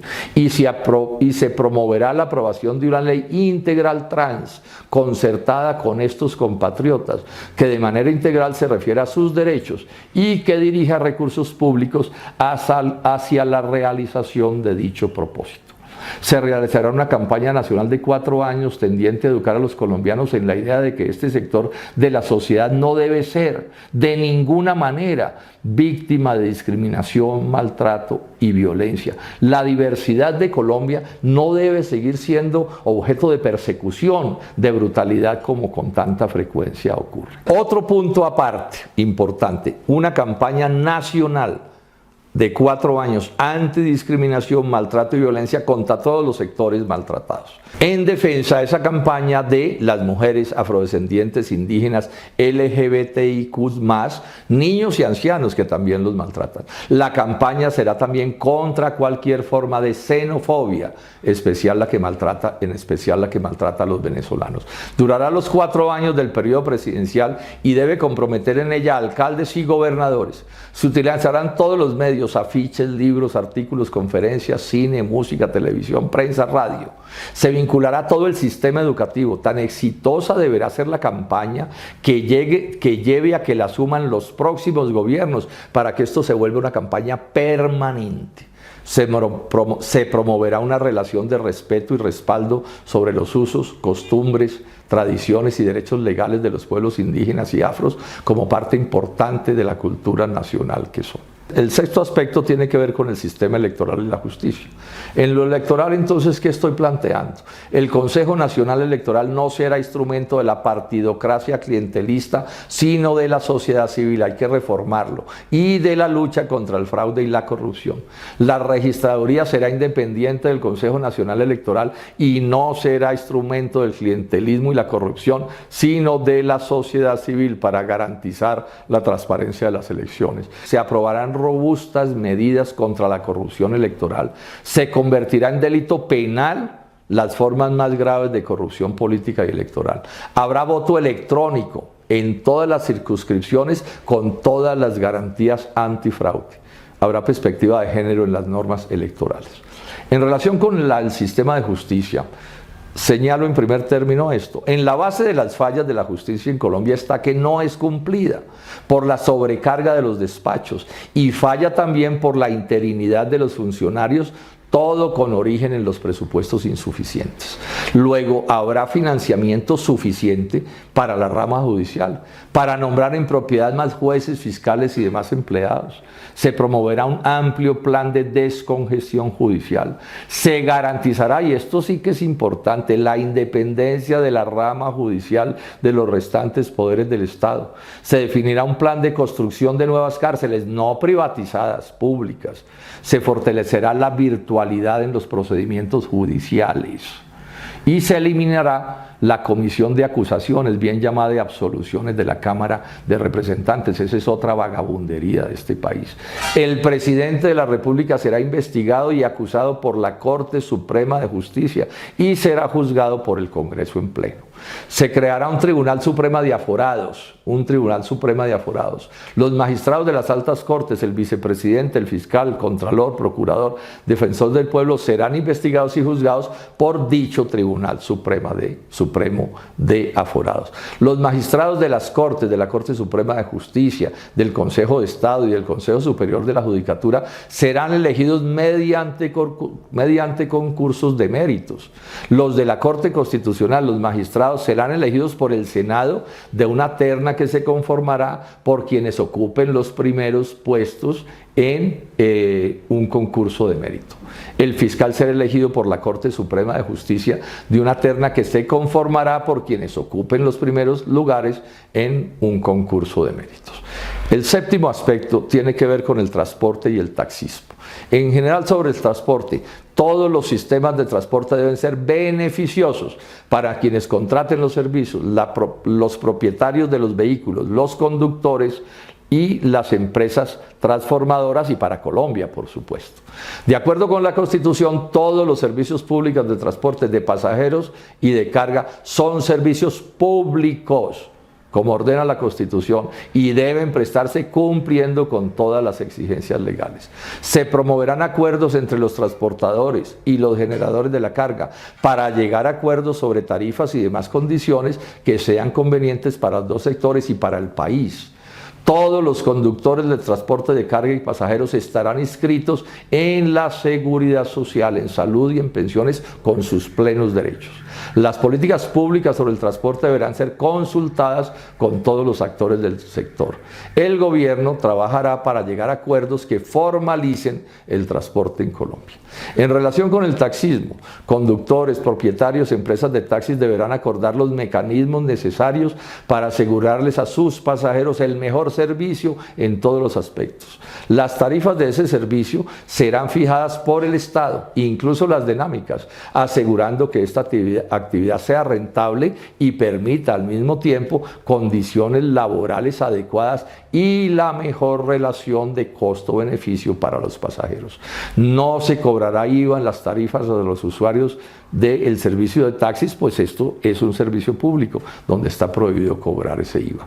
El transporte público individual de pasajeros es y será un servicio público reglamentado por el Estado, prestado por empresas autorizadas como de transporte por la ley y con vehículos de servicios públicos. Los conductores de taxi contarán con las mejores condiciones laborales, incluida la seguridad social. El gobierno nacional promoverá una plataforma de uso nacional sin ánimo de lucro para facilitar el servicio de taxis en todo el país. Mediante estudios técnicos se determinará la mejor relación oferta-demanda. Habrá políticas públicas para la adecuada renovación del parque automotor, incluido que no se les cobrará IVA a los vehículos nuevos que ingresen a este servicio y no podrá haber sobrecostos arbitrarios para los carros que se vendan para el servicio de taxi.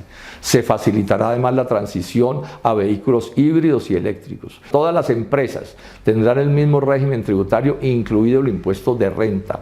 Las políticas públicas del sector se consultarán con propietarios, conductores, empresas y pasajeros. Octavo punto del programa: relaciones internacionales y colombianos en el exterior.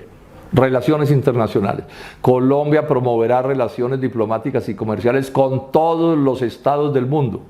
a partir de los criterios de la ONU de intercambios con respeto mutuo y beneficio recíproco, no injerencia de unos países en los asuntos internos de otros y respeto a las soberanías nacionales. Y promoverá el multilateralismo en las relaciones internacionales también. Se fortalecerá la integración económica, cultural y de todo tipo con los países latinoamericanos. Colombia cumplirá todos los acuerdos que haya suscrito en la Organización de las Naciones Unidas. Sobre los colombianos en el exterior, se iniciará un proceso para que el cuerpo diplomático de Colombia en el exterior se conforme principalmente con funcionarios de la carrera del Ministerio de Relaciones. No más politiquería y clientelismo con un asunto tan serio como este. Promover acuerdos con otros países que faciliten la legalización de los colombianos que se encuentran en condiciones de ilegalidad para que sean tratados con la mayor consideración y respeto. Aumentar el número de consulados de Colombia en los países con mayor número de colombianos residentes y mejorar la calidad de la atención a nuestros compatriotas. Las embajadas y consulados de Colombia respaldarán la repatriación de los cuerpos de los colombianos fallecidos en el exterior. Los consulados de Colombia brindarán respaldo jurídico a los colombianos comprometidos. Los consulados de Colombia brindarán respaldo jurídico a los colombianos comprometidos en violaciones a las normas de esos países. Se promoverán acuerdos con otros países para el reconocimiento legal de los títulos académicos de los colombianos conseguidos en universidades extranjeras. Se defenderá el derecho a la participación política de los colombianos residenciados en el exterior. Sobre el tema de la seguridad y del narcotráfico. Sobre seguridad. El Estado garantizará el monopolio sobre las armas. Ese monopolio será democrático, legal y respetuoso de los derechos humanos y del derecho democrático ciudadano a reclamar y a movilizarse. Eliminación del SMAT, reemplazándolo por una fuerza de carácter civil y garantista que haga las cosas bien y que no sufra del inmenso descrédito del SMAT. La policía no estará adscrita al Ministerio de Defensa, tendrá la mejor formación en derechos humanos y en su papel de cuerpo de carácter civil y hará parte del Ministerio de Seguridad Ciudadana que se creará. Habrá solución negociada de los conflictos armados con quienes demuestren serios propósitos de paz y desarme. En relación con el narcotráfico, hago estas precisiones. Campesinos y consumidores son víctimas de ese fenómeno. Narcotraficantes son delincuentes. Propuesta hacia los campesinos: no a más fumigación con glifosato y sí a sustitución de cultivos de uso ilícito y medidas sociales de acompañamiento. Hacia los consumidores: criterios democráticos y políticas de salud pública donde fuere menester. Hacia los narcotraficantes: aplicación de la ley. En Colombia se fortalecerá la lucha legal contra los precursores químicos, los laboratorios productores de sustancias de uso ilícito y sus exportaciones. A países consumidores les haré un llamado a que fortalezcan en sus territorios la persecución de las sustancias de uso ilícito, los precursores químicos y los movimientos financieros de los narcotraficantes. Y promoveré un gran acuerdo global que reconozca que la actual política internacional antidrogas ha fracasado rotundamente y que es menester hacer un gran acuerdo global que genere unas nuevas formas de enfrentar este problema, siempre con criterios democráticos, con respetos a las respectivas soberanías nacionales. Bogotá, 3 de febrero del 2002. Muchísimas gracias. Entonces, para empezar, el caso del doctor Arturo Char como presidente del Senado. Yo no recuerdo que haya, muchos años por lo menos, que una candidatura a la presidencia haya generado la reacción grande que esta ha generado en contra. Hay una movilización, hay un reclamo nacional, lo intentan tapar y el reino del tapentaten les facilita las cosas, pero lo cierto es que hay un rechazo y una indignación entre los demócratas de Colombia por lo que está pasando. Esa es, digamos, una realidad. Ahora, esta es una realidad que tiene que ver con que en el 2018, como suele suceder en el Congreso, los que yo llamo los mismos con las mismas se pusieron de acuerdo y se despacharon para repartirse entre ellos los cargos directivos del Congreso. Y entonces establecieron este año para el uno, este año para el otro, este año para el otro. La representación que está teniendo la oposición en las mesas directivas del Senado y de la Cámara no es parte de esa componenda, sino es un derecho que nos da el estatuto de la oposición. Por primera vez en muchos años estamos ejerciendo ese derecho. Lo otro son las cosas que ellos hicieron. Y entonces en esta ocasión, en este momento, le corresponde, de acuerdo con esos, digamos, distribuciones del botín burocrático en el Congreso, le corresponde a Cambio Radical. El partido de Germán Vargas Lleras, le corresponde que el próximo presidente sea el que diga Cambio Radical. Y en un error garrafal del doctor Germán Vargas Lleras y de su gente, decidieron imponernos a Arturo Char, cosa que cayó muy mal desde que se anunció. Llevamos ya meses diciendo no insistan en eso, ese es un error muy grave, eso le hace daño al Congreso y le hace daño al país, pero bueno, hasta donde hoy van tienen decidido imponerlo. Ahora voy a hacer una precisión. No nos oponemos porque sea, digamos, de Cambio Radical. Esas son cosas que uno puede entender. Ni siquiera porque sea, digamos, charista y la Casa Char haya gobernado tan mal a Barranquilla a pesar de todos los cuentos que han echado. Ahora con este desastre del coronavirus quedaron en rines, como se dice.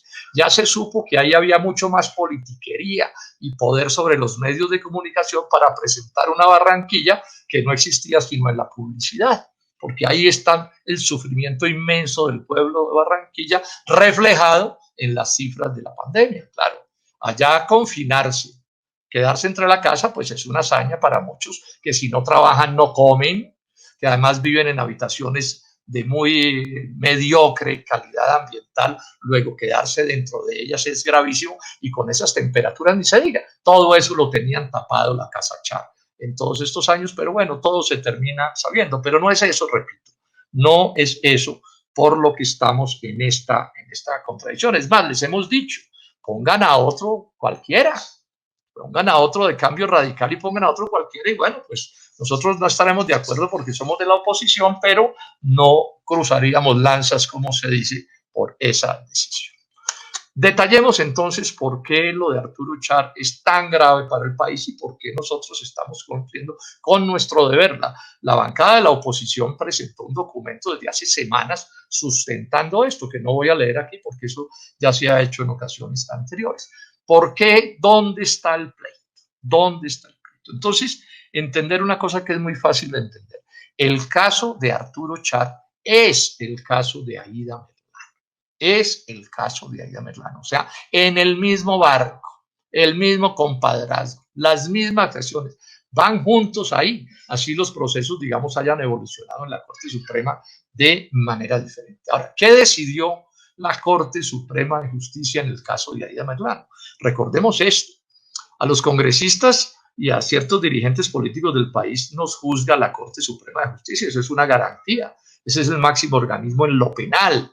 Sí, o sea que cuando la Corte Suprema toma una decisión, pues eso hay que mirarlo con todo respeto y con todo cuidado porque se trata de la mayor magistratura en lo que tiene que ver con las garantías en esto. Eso es lo que está establecido en la normativa colombiana. ¿Qué hizo la Corte Suprema de Justicia?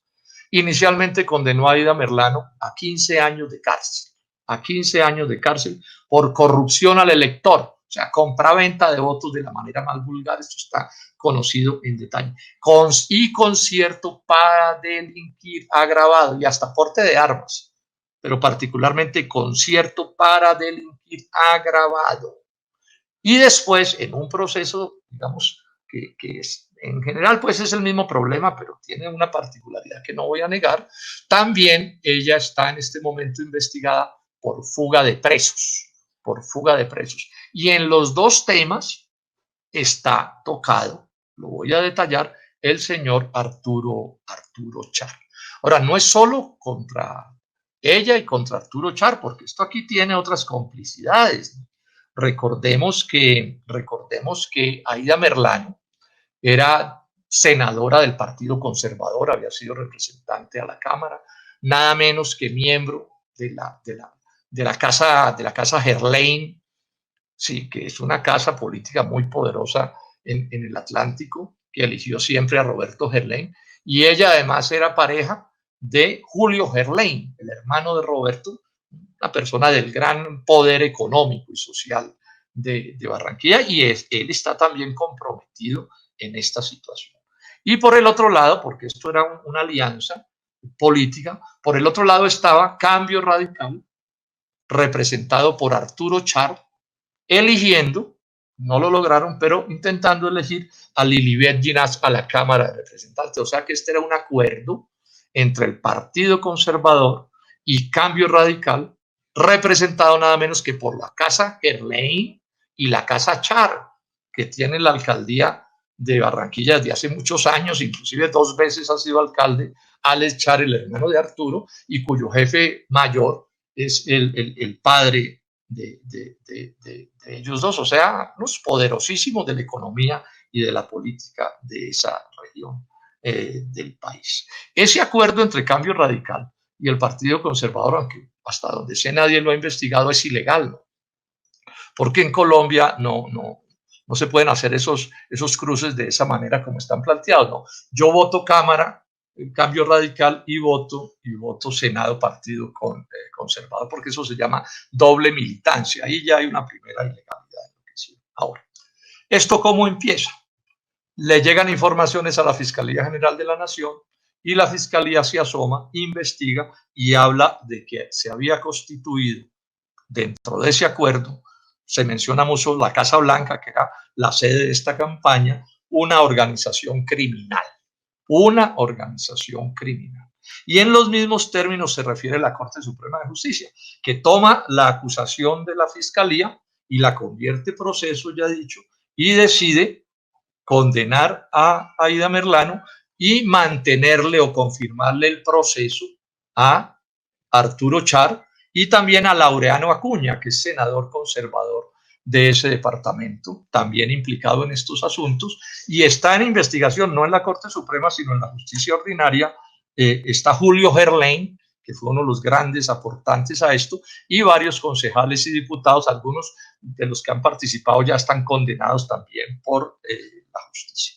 Entonces, ese es, digamos, como el esqueleto donde suceden las cosas. 2 partidos políticos, Cambio Radical y Partido Conservador, encabezados, ya les digo, por cuáles grandes poderes, hacen una organización que define la justicia como una organización de corte criminal, en donde ya hay condenados y se mantienen investigaciones. Fíjense ustedes que es que no es como dicen algunos, no, que es que el doctor Char tiene algún problemita y que no sé qué y tal. No, estamos hablando de cosas graves donde ya hay condenas graves e investigaciones bien avanzadas. Bueno, ¿cuáles son las acusaciones que hay en la Corte Suprema de Justicia contra Arturo Char?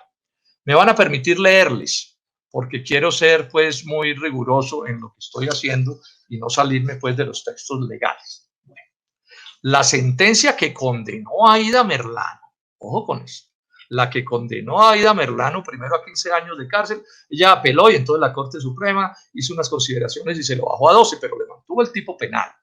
Bueno, en esa misma sentencia, la Corte Suprema de Justicia, miren lo que dice de Arturo Char, no es un asunto menor, dice, del acervo probatorio, o sea, de las pruebas que encontraron, estudiado por la sala, se da cuenta, este es un cuerpo colegiado, o sea, no es un solo juez, sino que es un grupo de jueces, la sala, se da cuenta de la presunta realización. El presunto son formas como diplomáticas. Lo que está diciendo es que se da cuenta de la realización de conductas punibles, o sea, conductas castigables, conductas ilegales por parte del senador, en mayúsculas corridas, Arturo Char.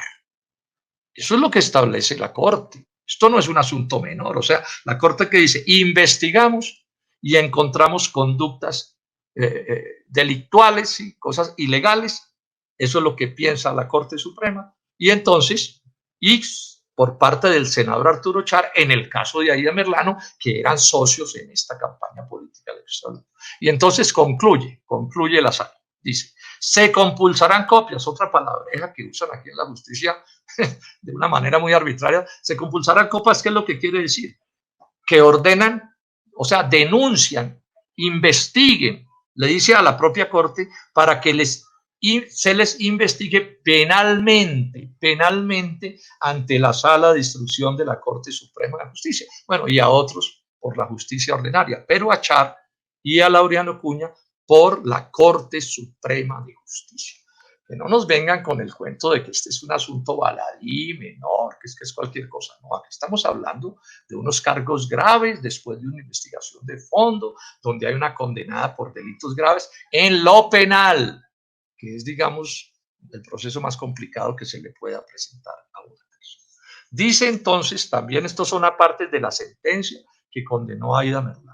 Dice, señala dicho informe, el del CTI, o sea, del Cuerpo Técnico de Investigación de la Fiscalía, que es un órgano de investigación del Estado, que la estructura criminal a la cual perteneció Merlano Rebolledo fue constituida por medio de las distintas coaliciones existentes entre las familias del Departamento del Atlántico y se refieren especialmente a la familia Cherlain y a la familia Char. Es la Corte Suprema de Justicia la que la dice, no es el senador Juan Enrique Robledo, es la Corte. Dice, los cuales, agrega, han liderado y ocupado por lustros, eso sí lo sabemos, para martirio de los barranquilleros y la gente del Atlántico, han controlado por los lustros los principales escaños del orden público. Para alcanzar el escaño, o sea, el cargo en el que salió elegida Aida Merlano, lo revela el informe de contexto del CTI, o sea, de la Fiscalía.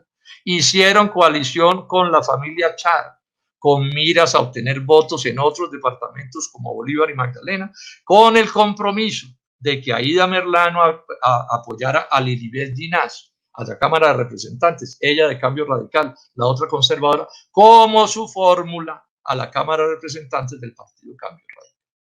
El esquema de fraude electoral, estoy leyendo el proceso, el esquema de fraude electoral utilizado para resultar elegidas estas personas configuró un ilegítimo modus operandi basado en actos de corrupción, fue una compraventa de votos de lo más vulgar. Si uno lee el expediente, yo lo he leído, pues la condena a la parte pública del expediente, yo la he leído. Sí. Es una vulgaridad lo que sucedió en esa campaña electoral de profunda corrupción y de una lluvia de plata de proporciones inmensas. Agrega la Corte Suprema de Justicia, esto es bien importante, la Corte Suprema de Justicia acepta como fundamento de su análisis de su condena lo que dijo el señor Rafael Rocha Salcedo, que era nada menos que el coordinador de la campaña de Merlano. O sea, un cercanísimo a Merlano y de paso a los socios de Merlano, porque, repito, eran dos campañas, pero que estaban coordinando sus esfuerzos y compartiendo, pues, digamos, todas las necesidades. Dice la Corte, comillas, en varias oportunidades afirma, tuvo reuniones con ella, o sea, con Aida Merlano, y llegó al grado de confianza de enterarlo de la forma como se hacía la política en la costa, del apoyo financiero que recibía del empresario Julio Gerlain Chavarría y de las alianzas que tenía con varios políticos, entre ellos el clan Char, quienes apoyarían a Lilibet Ginás en su aspiración a la Cámara de Representantes.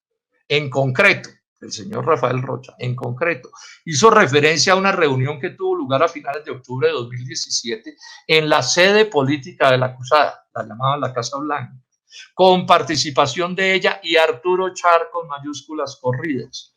Allí se concertó el apoyo que ofrecerían los dos clanes políticos para que la forada, o sea, Aida Merlano, llegara al Senado y a la Cámara de Representantes Lilibet Ginás. O sea, aquí no estamos hablando de asuntos menores y como que es que no se sepa muy bien lo que pasó, no. Esto tiene un sustento que son cargos de la Corte Suprema de Justicia que merecen todo el respeto y la credibilidad, porque además tienen presunción de legalidad. Nadie los ha inclusive, digamos, rechazado. Leamos otras cosas que dice Aida Merlano, que son importantes. Le preguntan, ¿el senador Arturo Char es culpable o inocente de los hechos que le achacan?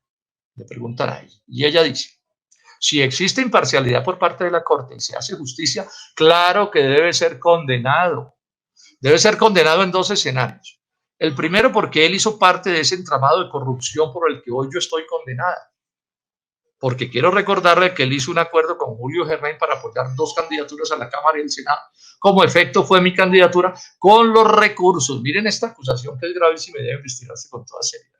Con los recursos del distrito de Barranquilla en cabeza de su hermano Alex Char, en ese momento alcalde de la ciudad. O sea, está diciendo Aida Merlano, que fue la socia de Arturo Char, que parte de los recursos de financiación de esa campaña salieron de la alcaldía del distrito de Barranquilla a través del alcalde, el señor Alex Char, hermano de Arturo Char. Ya son cosas graves y delicadas que no son asuntos de menor cuantía. Este proceso además derivó hacia otra parte. Todos sabemos que la señora Aida Merlano se fugó, aprovechó una cita odontológica que tenía y se voló. Eso todos lo vimos en la televisión. Ella después dio unas declaraciones de una entrevista que hizo con Vicky Dávila y de la revista Semana. Entonces voy a leer cosas que ella dijo. Pues es una entrevista larguísima, ustedes lo consiguen en internet, pero voy a leer algunos puntos importantes que se refieren particularmente a la acusación que ella hace de que las casas Charlie Herlane fueron cómplices de ella en la fuga y fueron las que organizaron su fuga.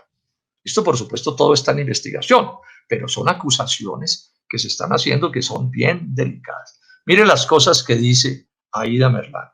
Me mandaron a unos abogados de Arturo y Alex Char. Ella además era amiguísima de Alex Char, eso lo cuenta pues de muchas maneras, muy pero muy cercanas. Que me iban a explicar algo que pensaban hacer para que yo pudiera salir de la cárcel y que no me desesperara, porque claro, ella estaba desesperada en la cárcel y ya había entrado en peleas con Arturo Char y se sentía traicionada y estaba pues con la actitud de denunciarlos y de señalar que ella no era sola la que había cometido todos esos ilícitos. Cuando me hablaron de la fuga, unos abogados de Arturo y Alex Char, dice ella. Quienes organizaron mi fuga fueron los Herlane y los Char. No sé cuánto pagaron, pero me dijeron que me iban a ayudar y que iba a tener una vida tranquila. Hay una cosa que es obvia, se cae de su peso. Ella pues solita no pudo haber organizado esa fuga, es una cosa que fue preparada, es evidente que hubo ayuda desde afuera, que la tuvieron oculta durante meses y eso no es posible que ella sola lo hubiera hecho, por lo menos esos son los indicios, todo eso es lo que tiene que investigar la Corte Suprema de Justicia. Sí, porque esto no son, digamos, como cosas así, sino que tienen una serie de hilos que permiten pensar que estas acusaciones se tienen que investigar. Dice la información, ya sobre la fuga, el excongresista dijo que Julio Herlane, el gran financista de la campaña, su pareja de ella, la llamó para decirle que tomara notas sobre indicaciones y que le mostraron un plan, comillas, o sea, ella. En el fondo estaban hablando personas, o sea, ella hablaba con Julio Herlane, pero ella sentía por el teléfono que había personas hablando, otras personas. En el fondo estaban hablando personas, y ojo lo que dice ella Merlano, escuché con claridad absoluta la voz de Julio Eduardo Herlane. Julio Eduardo es el hijo de Julio. Escuché la voz de Fuad Char, o sea, el padre de Arturo y de Alex Char, el jefe del clan. Pero no solamente la escuché, ojo a esto, a él lo vi cuando el señor volteó la cámara del celular para hablar. Eso lo está diciendo Aida Merlano, que ellos fueron los que le organizaron su fuga. Y agrega, estaba Arturo Char también. Y estaba Julio Herlane, su pareja. Y sentí voces de una mujer, pero no estoy segura de quién era. Y me dijeron lo que yo debía hacer, de dónde me debía tirar. Y bueno, y entra en una serie de detalles que no es necesario precisar. O sea, yo llamo a los colombianos a que entiendan que no estamos aquí haciendo un debate por hacer un debate, estamos hablando de hechos de enorme gravedad. Entonces, ante estos hechos que nadie puede tapar, lo que les leo de la Corte Suprema de Justicia, nadie lo puede tapar o negar. Sería una felonía hacerlo. Y lo otro es lo que Aida Merlano dice. Bueno, entonces, avancemos un poco en esto. Entonces, ¿qué ha sucedido con lo de la Corte? Claro, no lo pueden descalificar porque quedan como unos estúpidos. Sí, porque es la Corte Suprema mediante decisiones legales tomadas, actuando con todo derecho. Entonces le han caído a Aida Merlano. Entonces de Aida Merlano han dicho dos cosas para descalificarla, para destruir su testimonio. Lo primero que han dicho, no, es que Aida Merlano ya está condenada, ella es una persona que violó la ley y entonces no se violó la ley, entonces no se le puede creer, todo lo que diga ella es falso. Bueno, eso en derecho no es aceptable, esa teoría. Es verdad que un juez cualquiera tiene que tener en cuenta el hecho de que ella es una persona que ha delinquido y eso tiene que ser parte de la valoración del proceso, por supuesto que sí, pero que haya delinquido no quiere decir que todo lo que diga es mentira. ¿Por qué? Es más, buena parte de las investigaciones más exitosas en el mundo tienen que ver con que alguien de adentro del proceso delictivo decidió contar la verdad. Y claro, la justicia no es que necesariamente lo que diga doña Aida tendrá que tomarlo, pero sí es una parte importante del proceso, porque hay una cosa que nadie puede negar. Ella compartió su vida durante años o décadas con Julio Gerlain. Sus acuerdos con la Casa Char y la Casa Gerlain no son de ayer. Ella ayudó a elegir todos los alcaldes que se eligieron antes de ella terminar encarcelada. Todos esos son alcaldes de los Char. Entonces no digan pues que es que ella, o sea, la señora no es una señora que vivía en Pasto y está hablando de Barranquilla, no, del Curubito de Barranquilla, que se codeaba con todo el mundo, se codeaba con Germán Vargas Lleras. ¿Sí? Dice, por ejemplo, en algún momento en que habla de una fiesta que hubo en un barco de Julio Gerlain o del hijo de Julio Gerlain, en donde estaban, dice ella, esto lo digo para que se investigue, pero además para que tomen nota de las relaciones. Estuvo ahí el fiscal, en ese momento no era fiscal, Martínez Neira, conversando sobre asuntos de Odebrecht en Colombia con Luis Carlos Sarmiento Angulo. Todo eso lo tiene que investigar y precisar, pero son cosas que ella está contando en este proceso. Entonces, descartarla porque está condenada es una farsa, eso no es serio. Y los llamo a que sean serios en el debate a quienes consideren tengan otro punto de vista. El otro gran argumento que han sacado es que está en Venezuela. ¿Y eso cuál? O sea, ¿quién ha dicho que todo el que habla desde Venezuela todo está diciendo mentiras? ¿Eso cómo es? Todo lo tendrán que valorar los jueces, repito, yo no digo que no lo tengan que valorar, pero descartar que entonces tampoco es cierto lo que dice, porque habla desde Venezuela, eso es una paparrucha, eso es falta de seriedad. Yo les recomiendo a quienes sacan estos argumentos que se cuiden a sí mismos y no queden mal diciendo boberías y cosas que no resisten análisis. El otro gran argumento que han sacado para descalificar todo y descalificar nuestro reclamo es decir que es que lo que pasa es que Arturo Char no está condenado. Y claro, no he dicho que está condenado, por supuesto que no lo está. Tiene dos procesos, uno muy adelantado, otro empezando apenas. El muy adelantado ya les detallé, el otro que está empezando, ¿sí? Y no sabemos cuál va a ser el fallo. Yo soy una persona respetuosa de la ley. O sea, creo en la presunción de inocencia, creo en el debido proceso. Y en eso no tengo discusión ninguna. Pero es que este debate que estamos haciendo aquí no es un debate, digamos, en la justicia, sino es un debate de control político. Y lo que yo estoy diciendo es que así no haya sido condenado, o nosotros, muchos congresistas estamos diciendo, que así no haya sido condenado, el doctor Char no tiene los merecimientos mínimos para ser el presidente del Senado. Eso es lo que estamos diciendo. Y la justicia, por otro lado, al final tomará las determinaciones que debe tomar. Y voy a sustentar porque políticamente no es conveniente que el senador Char sea el presidente del Senado y del Congreso. O sea, mañana va a ser él, o sea, dentro de un año va a ser él el que va, digamos, a presidir la ceremonia con el presidente de la República. ¿Por qué no? ¿Por qué no debe hacerlo? Lo primero es que es obvio que ponerlo a él de presidente del Congreso acaba de dañar la imagen del Congreso, más con el reciente escándalo que tenemos del senador al que lo grabaron pues en un intercambio de coimas, una cosa espantosa también, que acaba de deteriorar la imagen del Congreso, que acaba de determinar la imagen del Congreso. Es cierto, me devuelvo un poco, que no está condenado, pero podría terminar condenado. Podría terminar condenado, eso nadie lo sabe. Eso depende del proceso. Podría terminar condenado. Pero incluso en este momento, esto que se está haciendo ya es un desgaste nacional e internacional gravísimo para Colombia. ¿Qué mensaje se le manda al país y qué mensaje se le manda en el exterior? Imagínense estas informaciones dándole la vuelta al mundo. Y yo me hago una pregunta.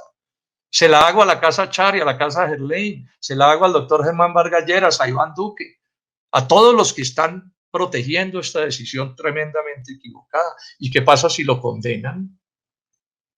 ¿Qué pasa si lo condenan? Es más, ¿ustedes sí creen que es buena la noticia de que este 27 de julio el señor tenga que ir a la Corte Suprema de Justicia a rendir descargos? ¿Qué está haciendo por aquí, doctor Char, el 27 próximo en la Corte Suprema? No, que vengo aquí a rendir descargos por un proceso penal que tengo aquí. Muy bonito, y eso es lo que van a decir los medios de comunicación, o van a presionar para que no digan nada y todo el mundo se haga los locos y el doctor como si nada estuviera pasando. Pero además me hago una pregunta, ¿y qué pasa si lo condenan? ¿Y qué pasa si lo condenan? ¿A dónde puede llegar el descrédito del Congreso si condenan al presidente del Senado? ¿A dónde puede llegar el descrédito de Colombia si condenan al presidente del Senado? Los congresistas en política y los colombianos tenemos el derecho, el deber y el derecho de proteger a este país y de proteger al Congreso, entre otras cosas, para que el Congreso no siga sometido a más descrédito del que ya está, para que el presidente de la República y los ministros lo puedan seguir arrodillando como se les da la gana. Ustedes congresistas lo saben, que este tipo de cosas las utilice el Ejecutivo para imponer sus puntos de vista, violando el mínimo de la democracia, que es la separación de los poderes entre el Ejecutivo, el Legislativo y el Judicial. Si es deseable, pregunto yo, que el doctor Char, además de sus inmensos poderes, que los tiene y muchos, de distinto orden, políticos y económicos, en realidad, pues, dado lo que ellos representan como familia, si es bueno darle más poder para que, si le da la gana, además, presione a la Corte Suprema de Justicia para que falle no en derecho, sino a su favor. Que como presidente del Senado pueda presionar a la Casa de Nariño y al presidente de la República para que le ayuden en este proceso. ¿Qué tiene de democrático que alguien que está en una encartada de este calibre se le dé el garrote de la presidencia del Senado para que defienda sus puntos de vista? ¿Qué tiene eso que ver con la imparcialidad de la justicia? ¿Qué tiene que ver con la imagen de la justicia que es ciega y que tiene una balanza para decidir? Nada. Absolutamente nada. Esto en otro país distinto de Colombia no se atreverían ni a proponerlo. Lo que pasa es que este país está tan descompuesto, es tanto lo que han degenerado las prácticas políticas, que aquí pueden hacer lo que se les dé la gana. Que el doctor Char se defienda sin ese poder. O sea, Colombia no puede seguir siendo un país en donde la justicia es como un perro bravo que solo muerde a los débiles. Y que a quien está comprometido en hechos tan graves como este, le dan el garrote de la presidencia del Senado para que se defienda. No va a utilizar su poder para presionar a los medios de comunicación. No dijo en estos días un periódico importantísimo de Colombia que era que el doctor Char pertenecía a una tradición respetabilísima en el departamento del Atlántico y en Barranquilla, como una manera de darle una especie de solución anticipada, bueno, como la que le intentaron dar a los Sarmiento y al Grupo Aval en estos días algunos medios. Inaceptable. Entonces, ¿qué es lo que le estamos diciendo a Germán Vargas Lleras, a Cambio Radical, al presidente Duque, al jefe del Centro Democrático, al doctor Uribe, al Partido Conservador, o sea, a los partidos duquistas? Pongan otro y resolvemos este problema. No matoneen más a Colombia, no abusen más de su poder, bájense de esa nube autoritaria con la que vienen funcionando desde hace tantos años. No sigan insuflando la idea. ¿Se acuerdan? El borracho aquel que se hizo famoso, que le decía al policía, y es que usted no sabe quién soy yo. Y entonces ahora lo que nos dicen, y es que ustedes no saben quiénes somos nosotros. Y tenemos derecho a hacer lo que se nos dé la gana en Colombia. Ese es el tipo de país que están construyendo. Ese es el mensaje que les mandan a los jóvenes, a las gentes sencillas, a la clase media. Pues bueno, lo pueden hacer, pero yo me comprometí desde que esto empezó a decir, voy a decir todo lo que tengo que decir, y la bancada de la oposición ha estado unida en torno a esta idea de rechazar este nombramiento. Y por último, decirles sobre este tema, este punto.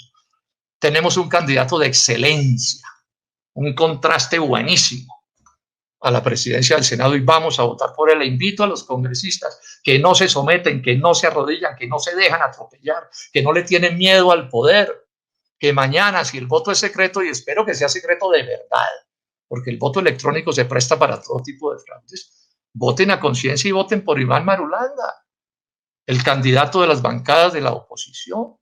Votemos por él y marquemos una diferencia. Y vamos también, esto es parte de los acuerdos y quiero que se sepa, a elegir como nuestro representante en la segunda vicepresidencia del Senado al doctor Gustavo Bolívar. Y la réplica al presidente Duque, que espero que no nos la saboteen con una jugadita como la del año pasado, pues la va a hacer la senadora Aida Avilla. Termino ahí este primer punto. Con mis saludos a los maestros y maestras. Les habla Jorge Enrique Robledo, senador y precandidato a la presidencia por la coalición Centro Esperanza. Llevo más de medio siglo de lucha en defensa de la educación pública. Primero como estudiante, 26 años como profesor de tiempo completo en la Universidad Nacional de Colombia y ahora como senador de la República. Años en los que siempre he respaldado las peticiones democráticas de los educadores y su sagrado derecho a organizarse. De ahí que reitere mi rechazo a la campaña de calumnias del duquismo contra ustedes y su exigencia fascistoide de destruir a FECODE. Otra prueba de la falsedad neoliberal de que quieren mucho a los niños y a los jóvenes, porque es imposible quererlos si al mismo tiempo les niegan el derecho a trabajar a sus padres y maltratan a sus profesores. Como presidente de Colombia, sin estatizar la educación privada, respaldaré la educación pública con mayores recursos para que sea universal, de alta calidad, gratuita, pagada por el Estado y con libertad de cátedra. Al tiempo en que los invito a conocer todo mi programa sobre la educación, las condiciones laborales y otros aspectos, resalto. Haré realidad las ideas por las que he luchado, como la estabilidad laboral, los contratos a término indefinido y la no tercerización. Que haya un solo estatuto docente con sus particularidades, mejorar las condiciones de trabajo y la capacitación del profesorado, reformar positivamente el sistema general de participaciones y que se cumplan los contratos de salud que cubren a los docentes. Y no habrá una reforma pensional retardataria. Los invito a respaldar mi nombre en la consulta presidencial de Centro Esperanza, porque además de mi propuesta educativa, promoveré cambios de fondo en el modelo neoliberal que destruye a Colombia. Como he hecho con mis numerosas luchas anticorrupción, cuenten con que tendré cero tolerancia con los corruptos. Y es seguro que le hará bien a la educación y al magisterio que sea yo quien gane la consulta de Centro Esperanza del 13 de marzo, porque sus temas los pondré en el centro del debate nacional. Invitarlos por último a que respalden las listas a Senado y Cámara de este proyecto político. Muchas gracias. 4 horas y media volando por la Amazonía, eso para mí es como un sueño hecho realidad, nunca lo había podido hacer, eso es bien difícil. Bueno, y me voy muy impresionado de lo que vimos. ¿Por qué? ¿Qué vimos? Una tremenda deforestación. Creciendo, es increíble la cantidad de huecos que hay en la selva recién hechos, o sea, aquí hay un fenómeno relativamente reciente de gran deforestación, con muchísimas. Ahora, ¿cuál es el lío de eso? Eso golpea el ciclo del agua de esta región del país, pues porque la deforestación, todos sabemos, tiene que ver con el agua. En segundo término, como se queman las selvas, esas partículas que se van a la atmósfera están creando problemas de contaminación gravísima y enfermedades pulmonares, pues aquí, pero en Bogotá y en Medellín y en todas partes. Este es un fenómeno gravísimo. Bueno, y una cosa que yo realmente no entendía muy bien, y es cómo la destrucción del ciclo del agua en la Amazonía puede terminar o termina dañando el ciclo del agua en la zona andina.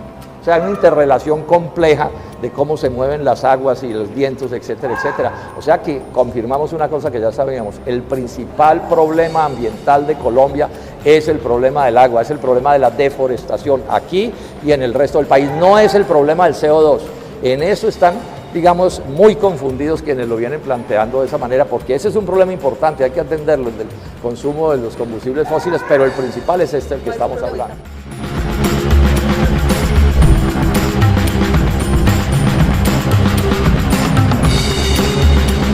Bueno, estoy aquí con una brigada de voluntarios de mi campaña a la presidencia.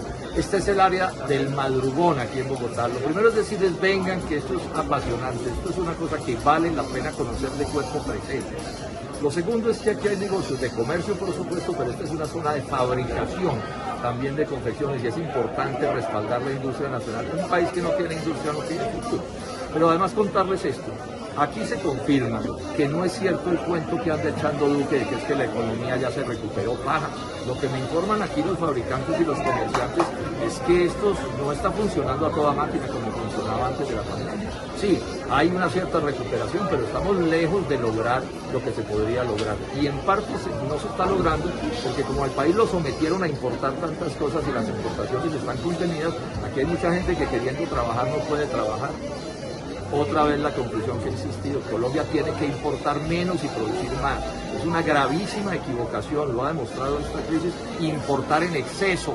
Hay hambre en Colombia porque se importa en exceso cuando lo podríamos producir en Colombia. Y estas industrias no se desarrollan como deberían porque también hay exceso de importaciones. Entonces en mi gobierno vamos a producir más y exportar más, por supuesto, pero también la idea es importar menos para que haya más trabajo y más desarrollo en Colombia.